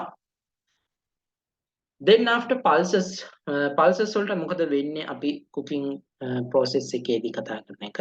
Pulses are rich in protein. අපි අතරම pulses අපිට protein වලින් තමයි ගන්න තියෙන්නේ. 120ක් සහ 125ක් අතර ප්‍රමාණයක් protein වල add වෙලා තියෙන pulses sorry මේ pulses වල මේ අනිත් පැත්ත මේ protein සාමාන්‍යයෙන් add වෙලා තියෙන්නේ pulses වල තමයි protein ගොඩක් වෙලාවට අපිට ගන්න පුළුවන් 120ක් 25ක් අතර ප්‍රමාණයක් protein අඩංගු වෙලා තියෙනවා pulses වල and they also contain small quantities of starch pulses වල starch යම් ප්‍රමාණයක් තියෙනවා. It is very important to boil pulses very thoroughly. This destroys the antipic substance present in the them. ඉතින් මේ වල තියෙන antitypic substances අපිට විනාශ කරගන්න පුළුවන් pulses වල තියෙන heat එක තුලින් නැත්නම් cooking කිරීම තුලින්. Then after green vegetables leafy vegetables වලට මොකද වෙන්නේ කියලා අපි බලමු cooking process එකේදී. Green leafy vegetables are prized for vitamins and minerals. The vitamin A which occurs in the form of thiamine and vitamin C are partially destroyed by cooking. If cooking water is drained away, there will be loss of not only vitamins but also minerals. It is therefore recommended that green leafy vegetables should be cooked in a small amount of water and for the proper length of time. Baking soda should not be used to hasten the cooking. ඉතින් අපි baking soda අපි use කරන්න හොඳ නැහැ. මේ අනිවාර්යයෙන්ම green leaf vegetables use මේ cook කරද්දී අපි baking soda use කරන්න හොඳම නැහැ. ඒ වගේම තමයි අපි ගොඩක් වතුර දාලා නැත්නම් ජලය ගොඩක් අපි දාලා green vegetables අපි පිසීමකට ලක් කරොත් එහෙම cook කරොත් එහෙම ඒකෙන් අපිට ගොඩක් vitamins සහ minerals නැති වෙලා යනවා. Then after talking about the other vegetables of the effect of the cooking on other vegetables අපි ඊගොඩ other vegetables වලට මොකද වෙන්නේ කියලා බලමු. Cooking process එකෙන් vegetables like potatoes should be cooked with their outer skin intact. This retains all the vitamins and minerals contained in them. ඉතින් අපි potatoes වගේ අල වර්ග අපි කතා කරොත් එහෙම ඒවා අපි cook කරද්දී ඒකේ තියෙන outer skin එක තියෙද්දිම තමයි අපි ඒවා cook කරන්න ඕනේ. මොකද ඒකෙන් අපිට ඒවැය තියෙන vitamins සහ minerals ඒ තුලම රඳවා ගැනීමේ හැකියාවක් තියෙනවා. As a rule vegetables should be cooked in a small amount of water to prevent loss of vitamins and minerals. අපි vegetables ගොඩකට අඩු වතුර ප්‍රමාණයක් දාලා තමයි cook කරන්න ඕනේ. මොකද ඒ තුලින් අපිට vitamins සහ minerals loss වීම prevent කරගන්න පුළුවන්. And they all can also be cooked by steaming. අපිට ඒවා steam කරලා දැන් හුමාලයෙන් අපිට wash වලින් අපිට ඒවා cook කරගන්න පුළුවන් කියලා කියනවා. Cooking of fruits අපි කොහොමද fruits cook කරගන්නේ ඒකට නැත්නම් ඒකට තියෙන බලපෑම most fruits are eaten fresh and raw. This makes vitamins present in fruits easily available. Fruits can also be cooked by steaming. This will result in loss of some vitamins, particularly vitamin C. ඉතින් අපිට ගොඩක් වෙලාවට අපි fruits වගේ දේවල් පළතුරු අපි තාමත්ම raw ගොඩක් වෙලාවට අපි raw මේ present මේ status එකෙන් තමයි කන්නේ. හැබැයි සමහරක් වෙලාවට සමහර අපි පළතුරු cook කරලත් අපිට කන්න පුළුවන්. ඉතින් steaming වගේ ක්‍රමයකින් අපි steam කියන එක මම කිව්වා ඉදිරියේදී අපි cooking methods වල ඉගෙන ගමු. හැබැයි ඒවා අපි පළතුරු අපි stew කරලා හරි cook කරොත් එහෙම ගොඩක් වෙලාවට අපිට vitamins සමහරට vitamin C වගේ vitamin නැති වෙන්න පුළුවන්. Then after we are talking about the cooking of meat. Meat is cooked in number of ways. While cooking, meat coagulates of protein is at 60%. ඉතින් coagulation කියලා කියනවා අපි ඒකේ තියෙන මේ අණු සැකස්ම වෙනස් වෙන එකට තමයි අපි කියන්නේ coagulation කියලා. ඔයාලා දැකලා ඇති දැන් අපි මීට් එකක් එහෙම නැත්නම් මස් මොන හරි අපි බදිද්දි හරි උයද්දි හරි ඒක සුදු පාට වෙනවා. අන්න ඒකට තමයි අපි කියන්නේ coagulation කියලා කියන්නේ. ඒ කියන්නේ අර ඒක දැන් ප්‍රෝටීන් වල සැකස්ම වෙනස් වීම තමයි අපි coagulation කියලා කියන්නේ. ඉතින් මීට් වල coagulation එක සාමාන්‍ය සෙල්සියස් අංශක 60 දී මීට් coagulate වෙන්න ගන්නවා. Cookery. This is reduction of water content. Consequently, there is shrinking of meat. ඉතින් there is reduction in water content. අපි දැන් cook කරද්දී ආහාරවල තියෙන water content එක අඩු වෙනවා. දැන් ඔයාලා දැකලා ඇති meat item එකක්. සාමාන්‍ය කුකුල් මස් වගේ. හරිද? chicken වගේ දෙයක් ඔයාලා මේ cook කරද්දී ඔයාලා දැකලා ඇති දැන් වතුර දාන්නේ නැතුව ඉස්සෙල්ලාම chicken එක ඔයාලා මුට්ටියකට දාලා භාජනයකට දාලා රත් කරද්දී ඒකේ වතුර එන්න ගන්නවා. වතුර වාෂ් වෙලා මීට් එකේ ගන්න ඔයාලා ගත්ත chicken size එක chicken pieces size එක කපපු cuts වල size එක අඩු වෙනවා. දැන් ඒක shrink වෙන්න ගන්න. ඉතින් ඒක තමයි අපි ඉතින් කියන්නේ shrinking වෙනවා කියලා. Then after collagen which is protein which is a protein of connective tissues is changed into gelatin. ඉතින් collagen කියන එක protein meat වල තියෙන protein එක status එකක් ඒක gelatin කියන තත්ත්වයට මාරු වෙනවා. Elastic which is also component of connective tissue is not affected. අයක තව මේ tissues වල තියෙන elastic කියලා කියන component එකට බලපෑමක් වෙන්නේ නැහැ කියලා කියනවා cooking කරද්දී. The fat of meat melts. ඉතින් meat වල තියෙන fat එක melt වෙන්න ගන්නවා. ඉතින් ඒකත් ඔයාලට බලන්න ඔයාලා සමහරක් වෙලාවට මස් වර්ග කුකුල් මස් උනත් එහෙම නැත්නම් පෝක් වගේ දෙයක් ඔයාලා හදනකොට ඔයාලා දකින්නවා ඇති ඔයාලා තෙල් දාන්නේ නැහැ පෝක් ඔයාලා හදද්දි but when after you cook pork you can see lot of fat is there. ඒ කියන්නේ ඒකේ කලින් ඔයාලා දැන් දැක්කේ තෙල් කියලා නිකන් ඔයාලා ලික්විඩ් එකක් විදිහට දැක්කේ නැහැ. හැබැයි ඔයාලා ඒක කුක් කරාට පස්සේ මේ පෝක් වල ගොඩාක් තෙල් දිනන ඔයාලට දකින්න. ඒ ඇවිල්ලා ඒ මීට් එකේ මේ තියෙන මීට් එකේ ප්‍රසන්ට් තියෙන මේ sorry meat වල තියෙන solid state එකෙන් තියෙන oils fats melt වෙලා oil එකක් බවට පත් වෙනවා cooking කරද්දී. There is a loss of mineral in cooking water but this water can be used as soup or gravy. ඉතින් ඔයාලා minerals මොන හරි තියෙනවා නම් meat වල ඒ meat අපි water use කරලා අපි cook කරද්දී ඒ minerals water වලට infuse වෙනවා නැත්නම් water වලට දිය වෙනවා. හැබැයි අපි ආයෙත් ඒව soup එකක් විදිහට එහෙම නැත්නම් gravy හොද්දක් විදිහට අපි භාවිතා කරනවා නම් ඒ minerals අපිට ආයෙත් consume කරන්න පුළුවන්. Loss of B group vitamins especially thiamine වගේ B group vitamins ඇත්තටම loss වෙනවා අපිට cooking වලදී meat cook කරද්දී. Cooking of fish contains so little connective tissues but that the cooking time is very short. The protein coagulate at Celsius 60 or the 60 degrees Celsius. ඉතින් Celsius අංශක 60 දී මාළු වල තියෙන protein උත් coagulate වෙන්න ගන්නවා. ඒ වගේම තමයි ගොඩක් connective tissues ගොඩක් අඩුයි fish වල. ඉතින් ඒකෙන්ද cooking time එක ගොඩක් අඩුයි fish වල සාමාන්‍යයෙන් අපි මස් වලට වඩා. Then after cooking of milk, when milk is heated, a scum consisting of fat forms on the surface. ඔයාලා milk නැත්නම් කිරි heat කරද්දී ඔයාලා දැකලා ඇති උඩ එනවා මේදය පොඩි fat form එකක් එනවා. අපි ඒකට කියනවා දැන් යොදය වල කියලා කියන්නේ. යොදය කියන එක උඩට එන්න ගන්නවා fat milk heat කරද්දී. This makes it difficult for steam to escape. Hence milk boils over easily. ඉතින් මේ උඩට එන fat layer එක හින්දා ස්ටීම් එක නැත්නම් මිල්ක් වල තියෙන ජලය වාෂ්ප වීමේ හැකියාව අඩු වෙනවා. මොකද උඩ ඔයිල් සර්ෆේස් එකක් එහෙම නැත්නම් ෆෝම් එකක් උඩ ඇති වෙන හින්දා. ඉතින් ඒක හින්දා ඊටාම ඉක්මනින් මිල්ක් බොයිල් වෙනවා. මොකද හීට් එක ඇතුලේ රැඳෙනවා ස්ටීම් එක එළියට යන්නේ නැති හින්දා ඒ හින්දා ටක් ගාලා මිල්ක් අපිට බොයිල් කරගන්න පුළුවන්. Some of the lactal bumin sticks to the sides of the bottom. prolonged boiling alters the taste of milk. ගොඩක් වෙලාවට අපි boil කරොත් එහෙම මේ milk වල තියෙන taste එක වෙනස් වෙනවා. The cooked flavor is due to burning or caramelization of milk sugar. milk වල අඩුවම් වෙලා තියෙන sugar flavour එක වෙනස් වෙන්නේ. දැන් ඒ කියන්නේ flavour එකක් වෙනස් වෙන්න හේතුව තමයි milk වල අඩුවම් වෙලා තියෙන sugar. milk sugar කියලා කියනවා. ඒක heat එකදී caramelize වෙනවා. caramelize වෙන්න ගත්තාම දැන් කිරි ඉස්සෙල්ලාම සුදු පාටයිනේ. සාමාන්‍යයෙන් normal කිරි සුදු පාටයි. ඒක අපි heat කරලා يعني cook කරාට පස්සේ ඒකේ පාට කහ පාට වෙනවා. කහ පාට වෙන්නත් හේතුව අර caramelization එක තමයි. ඒ වගේම තමයි වෙනස් ඒකේ තියෙන රසය වෙනස් වෙන්න හේතු වෙන්නේ මේ තියෙන sugar caramelize වීම. There is a destruction of thiamine vitamin C during boiling. Vitamin C සහ thiamine විනාශ වෙනවා අපි boil කරද්දී milk. Then after milk which is already a poor source of vitamin C becomes poorer at the end of boiling. ඉතින් vitamin C poor source එකක් vitamin C ටිකක් අඩුවෙන් තමයි milk වල තියෙන්නේ. ඒක තවදුරටත් අපි boil කරොත් එහෙම ඉතින් ඒක තවදුරටත් විනාශ වෙලා යනවා. Boiling destroys enzymes and the useful lactic acid bacteria present in the milk. ඉතින් lactic acid acidic bacteria තියෙනවා නම් මේ milk වල තියෙනවා නෙමෙයි තියෙනවා සහ enzymes අඩංගු වෙලා තියෙනවා milk වල අපි ඒවා boil කරද්දී ගොඩක් boil කරොත් එහෙම ඒවා සම්පූර්ණයෙන්ම විනාශ වෙලා යනවා.